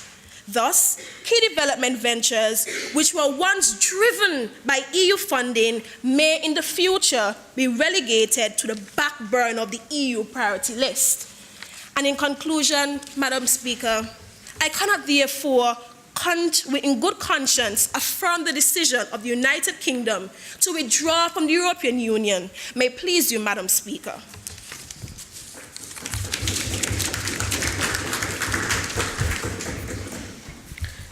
Does any other member wish to speak?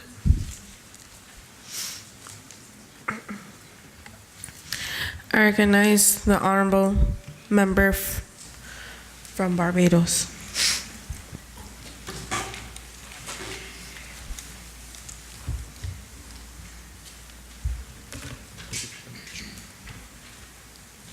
Madam Speaker, it always makes for an interesting day in the House when members of the government can find common ground and stand in solidarity with members of the opposition. After having stood here this morning and listened to both sides of the debate presented today, I have to say that I am left in a position in which I do believe that we have stood to reply to a question that was never directed to us. The withdrawal of the UK from the EU, Madam Speaker, quite plainly and simply, was an act of self-preservation to stroke the ego of the UK.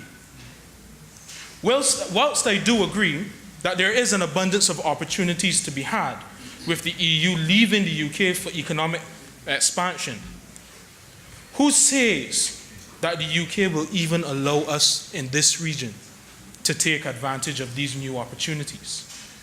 Madam Speaker, I do believe the UK is going to attempt to return to a state of imperium in everything but name. How so? The UK was changing far too quickly for the taste of the British people. There were too many different cultures. There was too much Bridgetown, too much Kingston, too much Port of Spain in London, and not enough stiff upper lip. Well, stiff upper lip and for Queen and country.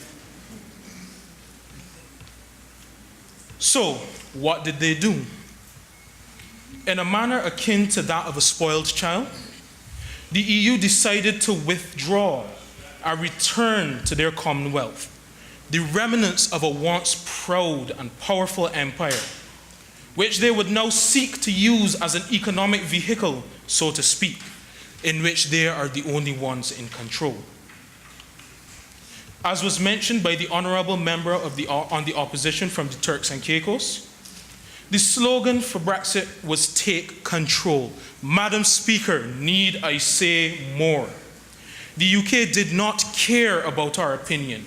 Therefore, why would they need our affirmation for this decision?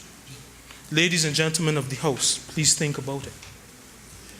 Now, Madam Speaker, as I would have mentioned beforehand, the Brexit vote has provided the opportunity, yes, for each and every one of our developing nation states to put themselves in a more advantageous trading position with the UK. However, let me be frank. Virtually none of our countries have benefited very greatly from the trade relations we currently have with the UK.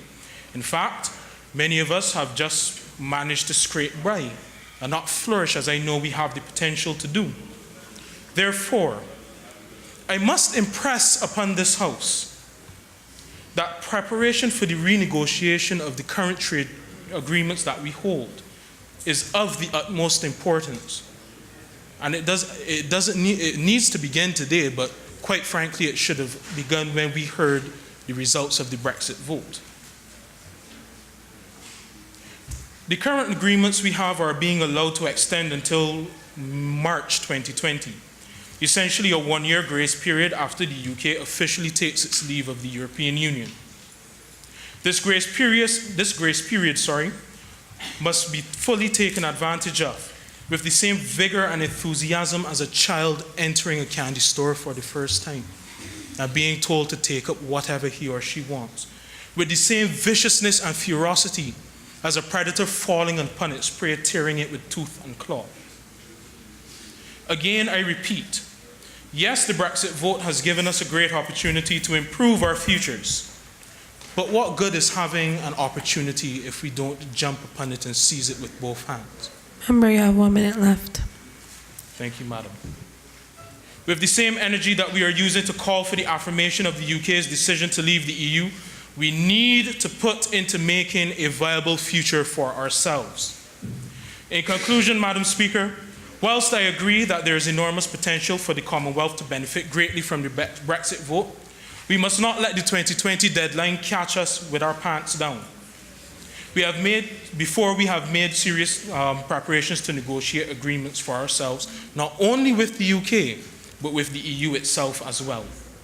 Madam Speaker, ladies and gentlemen of the House, today we stand on the edge of a wooden bridge, holding a torch in our collective hand. We have one of two choices.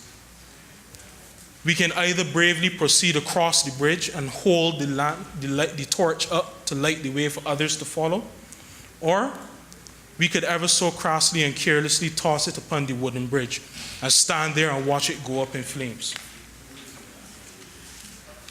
As the late Sir Winston Churchill once said, then let us brace ourselves to our duties, so bear ourselves so that if the British Empire and its Commonwealth should last for 1,000 years, then men will still say that this was their finest hour. Madam Speaker, the empire has fallen. The UK itself has fallen. And we as regional members of, as the Caribbean regional members of the Commonwealth, we stand here today. We need to make a decision, Madam Speaker, that will not benefit some of us, but will benefit all of us. So that when our sons and daughters have to live with what we decided here today, that they too can look back at what we did here this morning and say that this too was our finest hour. With that, Madam Speaker, I am obliged.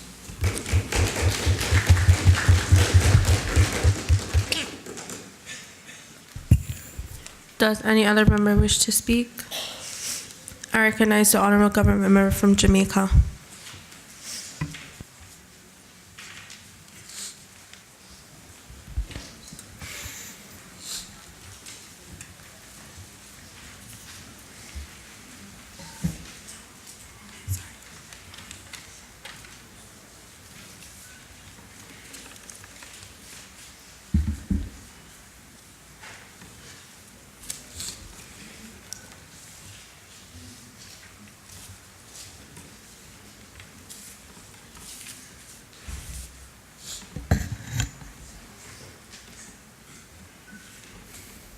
Thank you, Madam Speaker. If you would permit me to address just a few statements I heard while sitting here. I keep hearing things such as, why are we having this debate? I just want to address, to let the members here of the Youth Parliament, just a reminder that we are the future leaders of our countries. And from here, we can tell what we are thinking, what we share, what we can use together to bring a commonwealth, to have sweet togetherness, that when we are finished here, we have at least an idea of where the commonwealth needs to go. We are here debating Brexit, and I spent the past few days reading endlessly, and might I tell you, I do not like to read. But they say knowledge is placed in a book.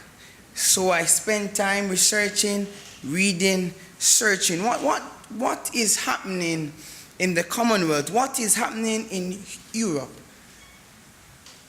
Quite frankly, Britain has the right to leave the European Union as they please. It is their desire that will help them benefit. Maybe not necessarily only economically, but for their own interest, they would have taken that decision. What does this mean? What does Brexit mean?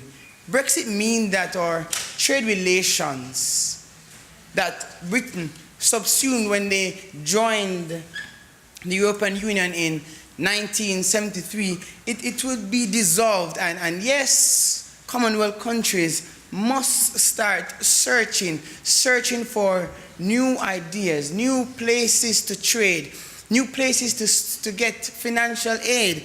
But might I put before you some endless possibilities? I just want to spend the next few moments asking you to think with me about the endless possibilities that could happen. One, Britain leaving the EU, whether it is hard or soft, may make them kind of people who are not so trusted. Thus, renegotiating new trades may not be easy for them.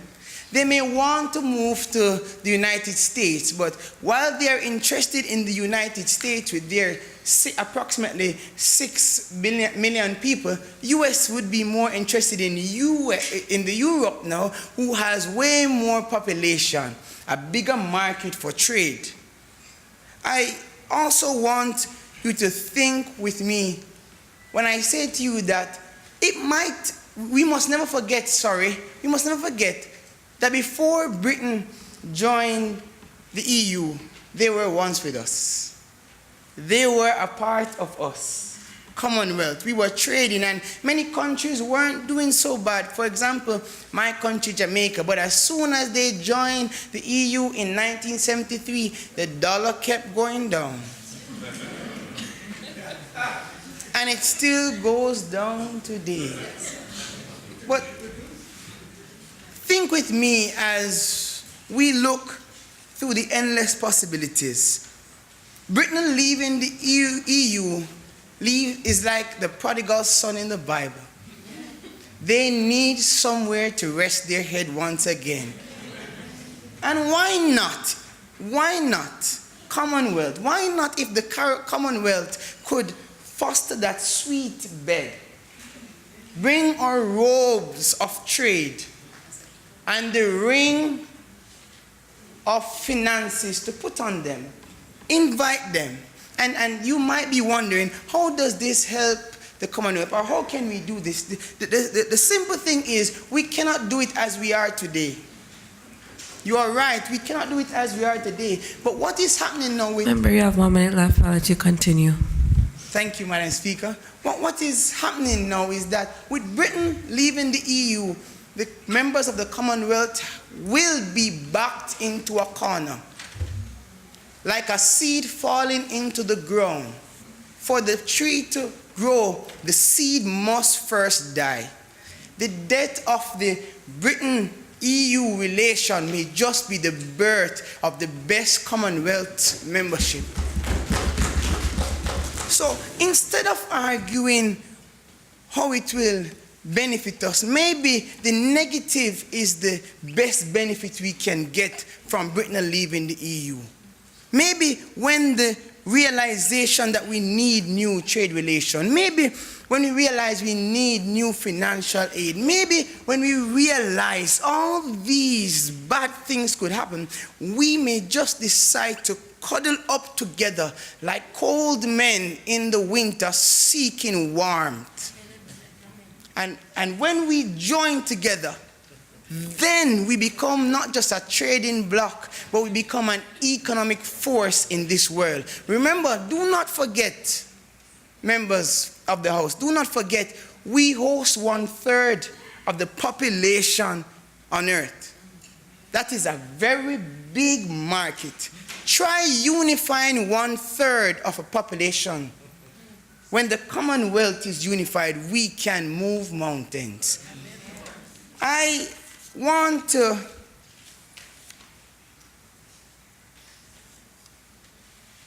to bring to your attention one final thing, if you would just permit me, Madam Speaker.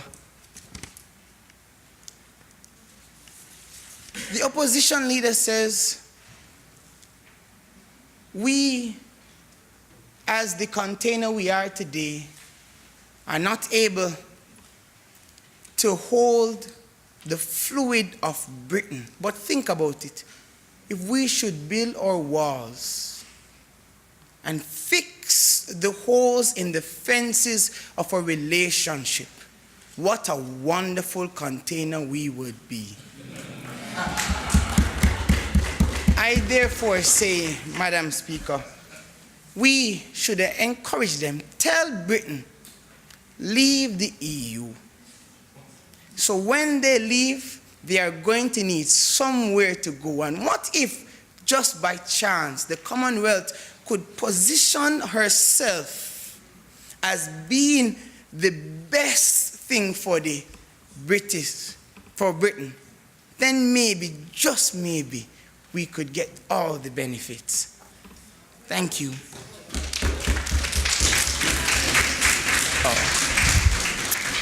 Madam Speaker, I would have liked to raise a point of information, but he's done now. May I still be able to do so? Yeah. Madam Speaker, I've been sitting here listening to over 90% of the government speak about this topic, and I must say that I'm quite frustrated as I do not understand if they have done any research. It took until the one before the last member to bring up a hard and a soft Brexit, and I don't know if he understands what that means. I don't know if they understand that we have a voice in the Caribbean, and that's why we are here today.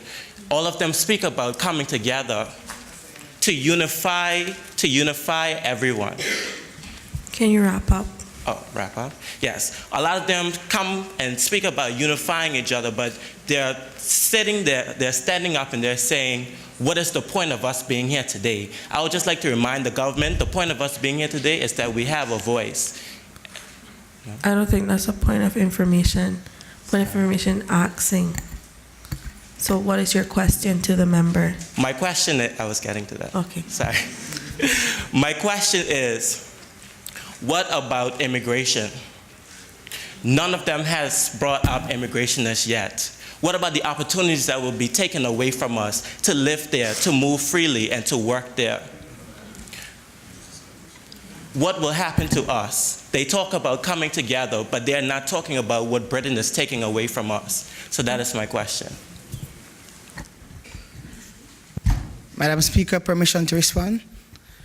What will happen to our immigration has endless possibilities, again, I will tell you. If Britain leaves the European Union, just before I say this, remember that one of the reasons why Britain leave the European Union, because too much of other members are coming inside them and stagnating their economy.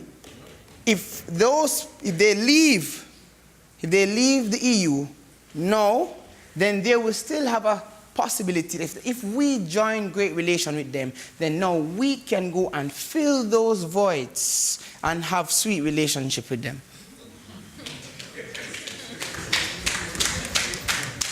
Does any other member wish to speak? I recognize the honorable member from Bermuda. Thank you, Madam Speaker. Protocol already being established, I'll just proceed to my speech. Thank you, Doe.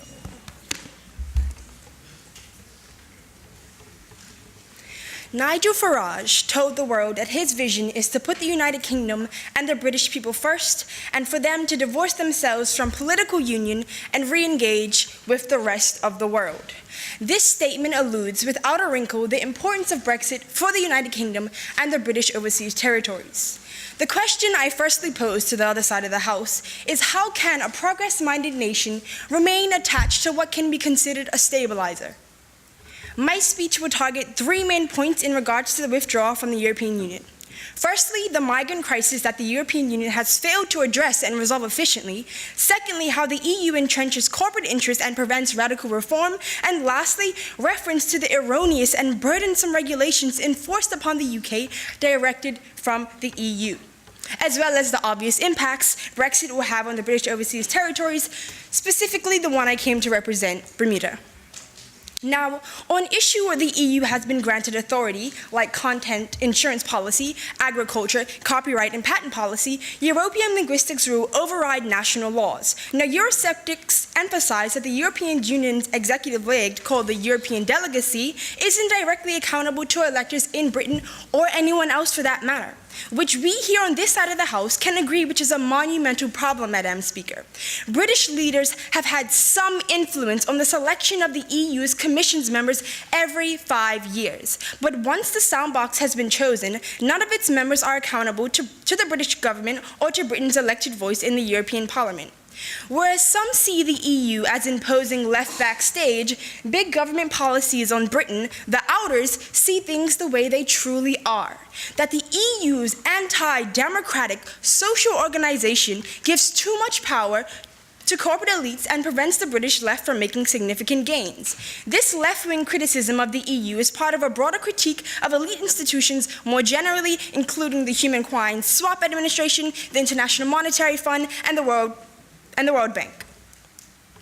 The intellect case for Brexit is mostly focused on economics, but the emotional case for Brexit is heavily influenced by immigration, which was so rightly brought up by a member on opposition. EU law warranty that citizens of one EU country can have the right to traveling, to life, and to take tasks in the EU body politics. It noted that 15 through 17% of the UK law is derived from EU membership, but about 50% of UK legislation with significant economic impact originates directly from the EU.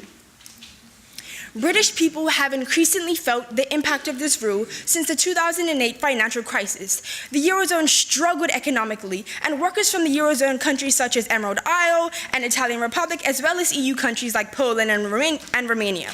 Now with this, the problem has become too much to control and rectify by making change.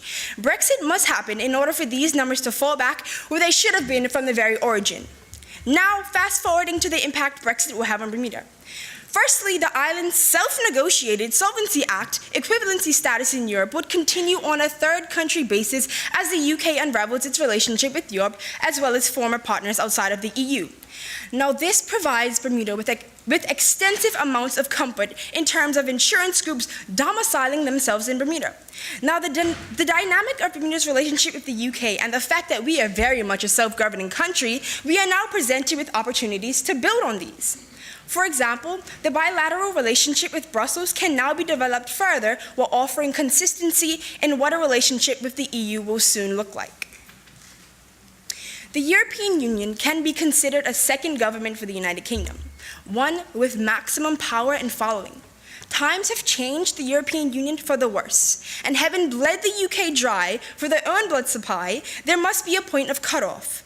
Periods of being strangled with teabag and balloon regulations will now come to an end, with the affirmation of the UK's decision to withdraw from the European Union. Countries that succeed in the future global economy will need to be flexible, adaptable, and control their own destiny.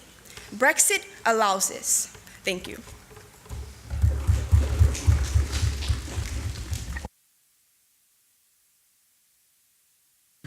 Does any other member wish to speak? I recognize the Honorable Government Member from Turks and Caicos.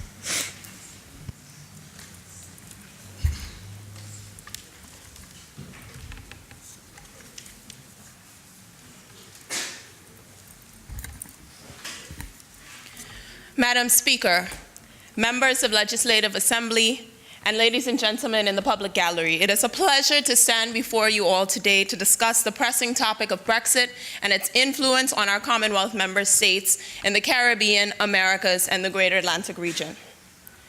Brexit is a topic which has undoubtedly initiated a global discussion surrounding bureaucracy, international trade, monetary policy, and immigration. Madam Speaker, more than ever before, there should be a strong call for unity amongst Commonwealth member states. The time has come for us to assert the relevance of our nations as viable trading partners, not only to the United Kingdom, but also to Europe and to the rest of the wider world. Madam Speaker, this can only be achieved by standing in complete solidarity with the United Kingdom's decision to exit the European Union. Madam Speaker, Brexit has presented us with a world of opportunities, and consequently, I stand in total affirmation of the United Kingdom's decision to depart. Madam Speaker, I do so in the hope of a stronger Commonwealth, and as a youth parliamentarian from the Turks and Caicos Islands, I do so in support of a stronger Caribbean. British Prime Minister Theresa May's most recent address to the public concerning Brexit states that the choice to exit the European Union has duly come with a responsibility to ensure a solution. As the founding member of the Commonwealth of Nations, the United Kingdom is obligated to ensure that its decision to depart from the EU not only empowers its legal residents, but also that it empowers the combined 2.4 billion residents of its Commonwealth member states. Madam Speaker, whilst we have yet to confirm the exact implications of Brexit on the wider world, for our non-EU Commonwealth member states, most especially those which rely heavily on trading and exports, among many other things, Brexit presents a token opportunity to establish stronger trading relationships with the United Kingdom. Point of order. What is your point of order? The member is misleading the House. She wants to make the House believe that the UK has to ensure the well-being of the 2.4 billion persons in the Commonwealth. I'm going to remind the member that the Commonwealth of Nations is a voluntary association of all sovereign states, and no one has to ensure the viability of another state within the Commonwealth of Nations. Just to briefly respond to Honourable Member, I would like to remind him that though membership to the Commonwealth is voluntary, we have a Commonwealth Charter to which all our countries abide by, which includes the dedication to sustainable development, to ensuring the viability of small member states, and also to multicultural advancement. Now I would like to continue with my presentation. Madam Speaker, as the Democratic referendum showed resounding support for the Leave campaign, I ask my honourable members of the opposition, what impact will vocally challenging Brexit have on the Greater Atlantic region's position in negotiation? How do you intend to support the Commonwealth's main goals of promoting development, democracy, and peace by challenging a decision which was made by the people? In my view, my fellow members, you simply cannot. I am under the impression that the leader of the opposition, honourable member of the opposition from Barbados, and to my great dismay, the honourable member of the government of Point of Nevis elucidation, Island. Madam Speaker. Does the member give way? No. Please be seated. Thank you. Yes. Yes, I will proceed.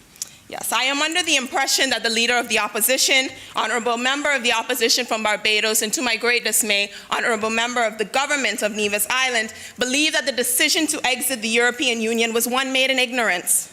It is apparent that they have no confidence in the sensibility of the electorate, no confidence in the resilience and brilliance of our Commonwealth of Nations, and in our ability to use the historical, cultural, and regional ties between us to establish greater relations with the United Kingdom. Madam Speaker, this is exactly why this motion needed to be moved in the House today. I think that the honourable member is misquoting me, because it was clear to say that What is your point of order? she's misleading the House, and she's tarnishing my name, rather, because I would have made it explicitly clear, it's not my opinion, that the person that would have studied the Brexit, they saw the trends in searching for what the UK is, and the misinformation was real, because Farad made people throw away the booklet that was supposed to inform them that was in their constitution, their laws, but they went against that. So saying that I somehow brought up some opinion, that's not the case. Madam Speaker, for the sake of time, I will just proceed with my argument. Thank you. Madam Speaker, Britain's long-standing membership with the European Union has lessened the country's ability to foster greater trading relations with Commonwealth nations. However, it is very narrow-minded to suggest that this will always be the reality moving forward.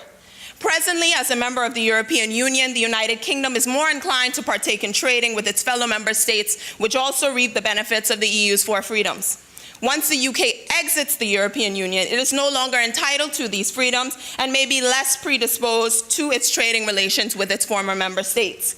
Madam Speaker, this is an opportunity for us to market the viability of all Commonwealth member states as major trading partners.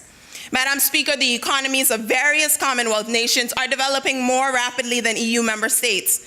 With a nominal GDP in 2014 of 10.5 trillion US dollars, the Commonwealth is advancing exponentially and is becoming more financially independent day by day.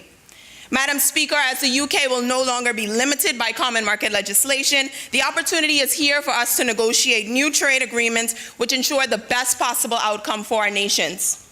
Madam Speaker, as the United Kingdom exits the common market, it takes with it the economic hub of the European Union and sets London on an equal investment footing with cities like Toronto, for instance. Arguably, this could lead to a shift in investment towards Commonwealth countries as EU member states begin to look past London as its go-to investment zone. Madam Speaker, this offers Commonwealth member states such as Canada and the Cayman Islands the chance to redirect investment through the Americas, the Caribbean, and Greater Atlantic region. Madam Speaker, Brexit presents our Commonwealth nations, most specifically our overseas territories, an additional opportunity, one that has yet to be mentioned in this House today. The use of the British departure from the European Union as a platform to advocate for greater internal legislative control. Madam Speaker, there is a resounding lack of confidence in the stability, advancement, and future prosperity of the European Union. In many political arenas, there is a strive for many countries, namely France, Denmark, and Sweden, to also exit the common market and establish greater internal control. I quote French National Front Party leader, Ms. Marine Le Pen, in saying that this shows the EU is decaying. There are cracks everywhere. Madam Speaker, the call has come for our nations to charter the dialogue on bureaucracy and liberty. Honorable members, let us not waste time challenging what is already a reality. Brexit is already in motion. Would you rather use this time to move ahead, or would you rather lag behind and pick up the crumbs of what's left after other countries have eaten the pie? I wish to remind my fellow members that our mission as Commonwealth member states is to support sustainable development and prosperity, to strengthen the institutions of the Commonwealth and support our fellow small developing member states. Madam Speaker, by standing together in affirmation as a unified body, we show our dedication to the principles set forth in the Commonwealth Charter. Our time should not be spent looking back to examine the merits of the decision to leave, but instead looking forward to identify the effects on our nations and developing proactive proposals to bring and keep our member states at the forefront of discussion. Madam Speaker, honorable members of the opposition, and once again, ladies and gentlemen of the public gallery, Brexit remains fresh in the minds of parliamentarians and the public alike. And whilst many will draw early conclusions on its effects in the wider world, it is more beneficial for us to collectively affirm its onset and use this transition period as a means of asserting the relevance of the Caribbean. You have 1 minute left. Yes. The Caribbean, Americas, and Greater Atlantic region during discussion. We have the joint opportunity of steering focus in our favor.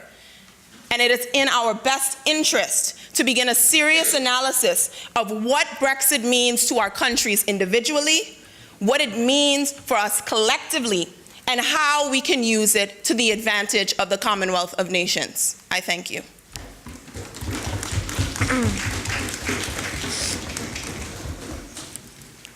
Does any other member wish to speak? If no other member wishes to speak, I will ask the mover of the motion to exercise his right of reply. Madam Speaker, I've sat here patiently waiting for this conclusion to come.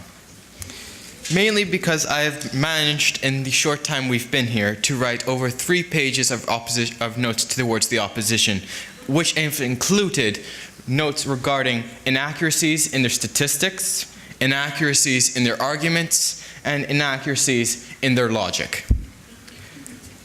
First and foremost, in page 1, the honourable member from Turks and Caicos has accused the government of not talking about the differences between a soft and hard Brexit. He has accused the government of not talking about that we have not conducted research, and he has accused the government of not talking about the effects of Brexit on immigration. However, if the honourable member happened to have heard my speech in the beginning, he would have understood that we did in fact talk about a soft and hard Brexit, and have in fact talked about what the difference between a soft and a hard Brexit was. So in that case, I would really appreciate if the honourable member from Turks and Caicos would pay attention when the other members of government are speaking, and not when it only facilitates his own argument. Secondly, a mistake I've seen from many members of the opposition here today is a fundamental misreading of international trade in the world today. Almost without fail, every single opposition member I have heard today has stated along the lines of trade being a binary action, one that you can only do trade with one nation and that nation only, not taking into account a multitude of other trade deals you can have with them. When they say that Britain leaving the EU would lead to worse trade deals, that is fundamentally a misreading of international trade and its impact on the world today. Madam Speaker, the notes I have do not stop there, because the opposition has deliberately been misleading the Parliament. The opposition has deliberately been obtuse in their arguments and has deliberately used populist rhetoric as information to develop their argument instead of any logical or factual development in their answers. Now, there's more I would like to respond to too. Various inaccuracies from one member of government saying that it's impossible for Article 50 to be removed, when in fact it could be with the implementation of Article 49, which is a sort of a, we take it back, we don't want to actually go forward with it. So just a clarification to actually read the treaty when we're discussing it. Again, furthermore, I would like to also say that one member says that the government has not done their research on regards to our proposal here today, yet one of the members of government of the opposition here today has plainly stated in their speech today that they only began their research last night. So if the honourable member from opposition would like to call out the government on their perceived misinformation or bad research, I would like to have that argument within the opposition to be figured out first. Now, with that out of the way, I would like to say that again, the government motion here today presented is one that ensures a mutually beneficial relationship with both the United Kingdom and both of all of our Commonwealth nations gathered here today. The development of not only the service-based economies of countries like the Cayman Islands and countries like Bermuda stand to benefit, but in addition to export-based economies such as Trinidad and Tobago, such as Jamaica, because Brexit provides us with a unique opportunity to reinvigorate our relationship in a way that has not been done before for decades. I should not have to quote again from the British Foreign Secretary, who stated that the removal of the UK's focus on Commonwealth to the focus on European Union has been one that has been, as he said, a betrayal.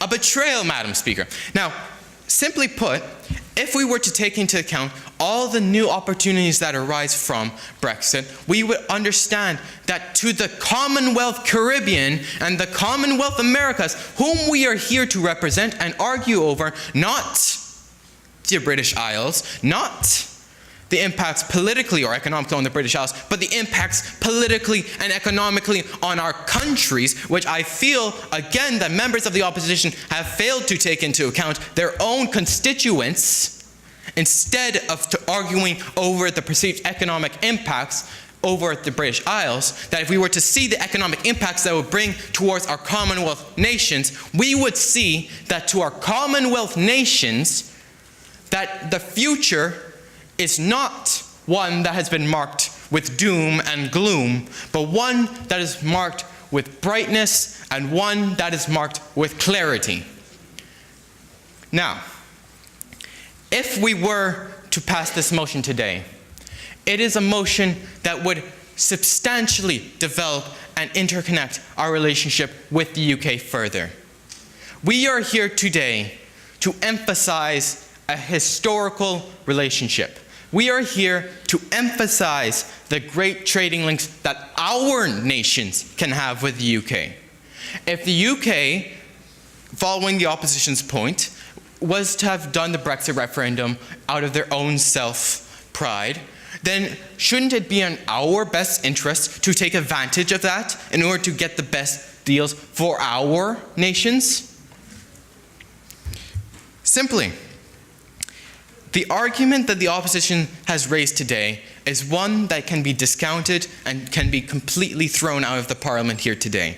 I urge Parliament in voting today to take into account the facts and statistics and the logical thinking that would be required in order to think about the future and long-term implications of Brexit, not the short-sighted implications that the opposition has raised today, but the long-term benefits. Madam Speaker, to conclude, I would like to again state that the government here is looking at a long-term plan. We are looking for the future of our nations, not only in the Cayman Islands, but for Bermuda, for Jamaica, for Trinidad, for Tobago, for Barbados, for every nation gathered here today. This opposition takes into mind their economies, their people, their histories, their culture.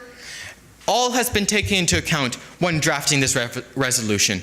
And if it was not for all of those factions and all of those important assets that we consider when we talk about the Commonwealth, then this motion would not have been drafted, this motion would not have been created, and this motion would not have been presented upon this Honourable House today if it was not to take into account every single possible outcome of Brexit. And it's because we have assessed Brexit, and it's because we understand the long-term implications, that this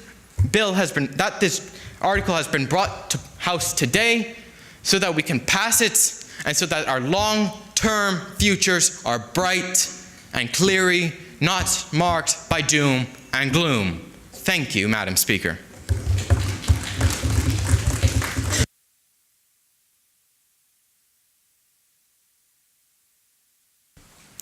The question is, now therefore be it resolved that the Regional Youth Parliament calls upon the governments of the states and territories of the Commonwealth, Caribbean, Americas, and Atlantic region to affirm the United Kingdom's decision to withdraw from the European Union. All those in favor, please say aye. Aye. Those against, no. No. And the ayes have it. I raise a call for a debate. Division. A division. Madam Clerk, please take the division. There is no... Mr. Richard Weber. Aye. Mr. Xavier Richardson. Aye. Mr. Roll J. Williams. I would like to abstain. Miss Alicia Paul. Aye. Miss Raisha Higgs. Aye. Mr. Atel. Aye. Mr. Nicholson Brathwaite. No. Miss Charlene Myers. Aye. Miss Celestial Handley. Aye. Miss Sky George. Aye. Mr. Xavier Walker. Aye. Mr. Dia Paris. No. Miss LaQuisha Bailey. No. Mr. Taj Donville Outerbridge. No. Miss Janine Whitaker. No. Mr. Rion King.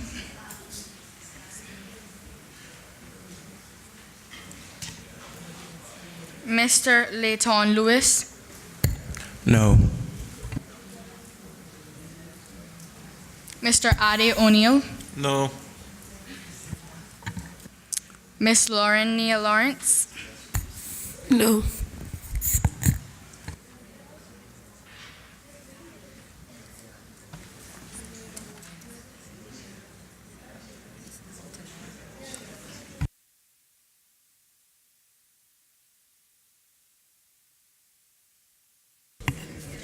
You cannot wait on him. Sorry.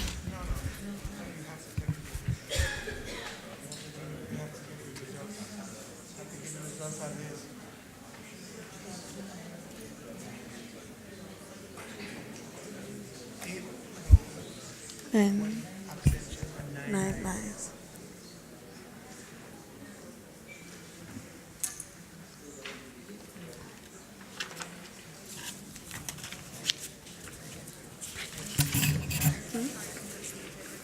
No, you got it.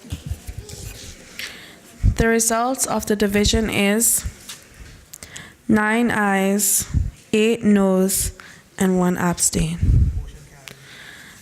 The motion has duly passed.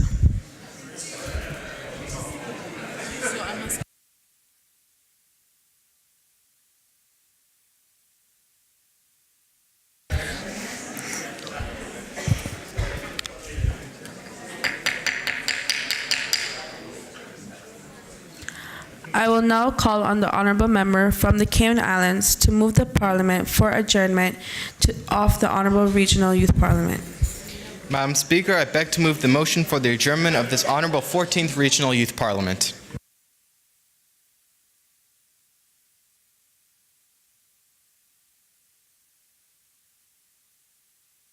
Order.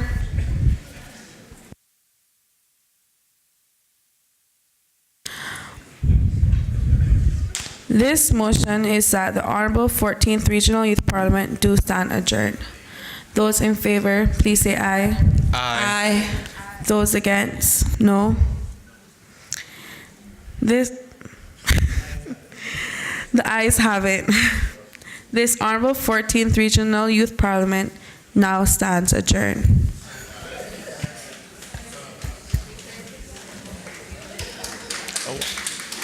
I want a vote of thanks.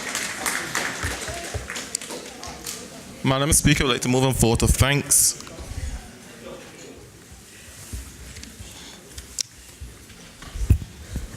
Please be seated for the vote of thanks.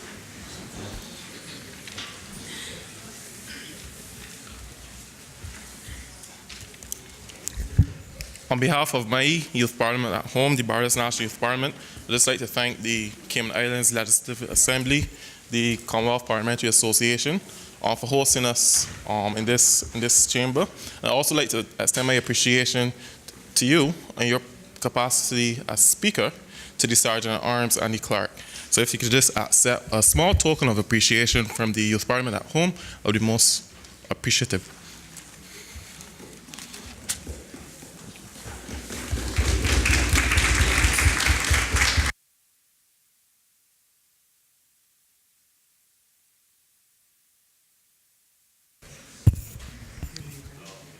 Please stand. The House is now adjourned. Please stand.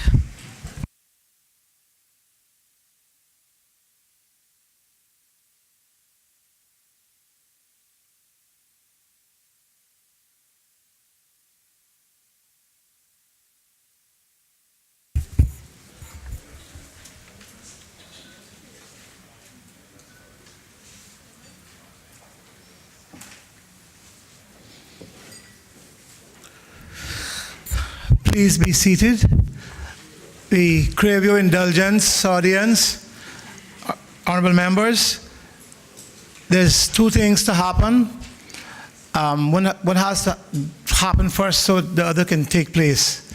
There is a presentation to some members of the Youth Parliament, but first we need to give that some time, and so we will do the official photograph first. But please bear with us, audience, so that the presentation, which is very important to the young people, can be made. Firstly, there has to be the official photograph. Honorable Youth Parliament, I think the clerk will have directed you as to what's going to happen with the official photograph.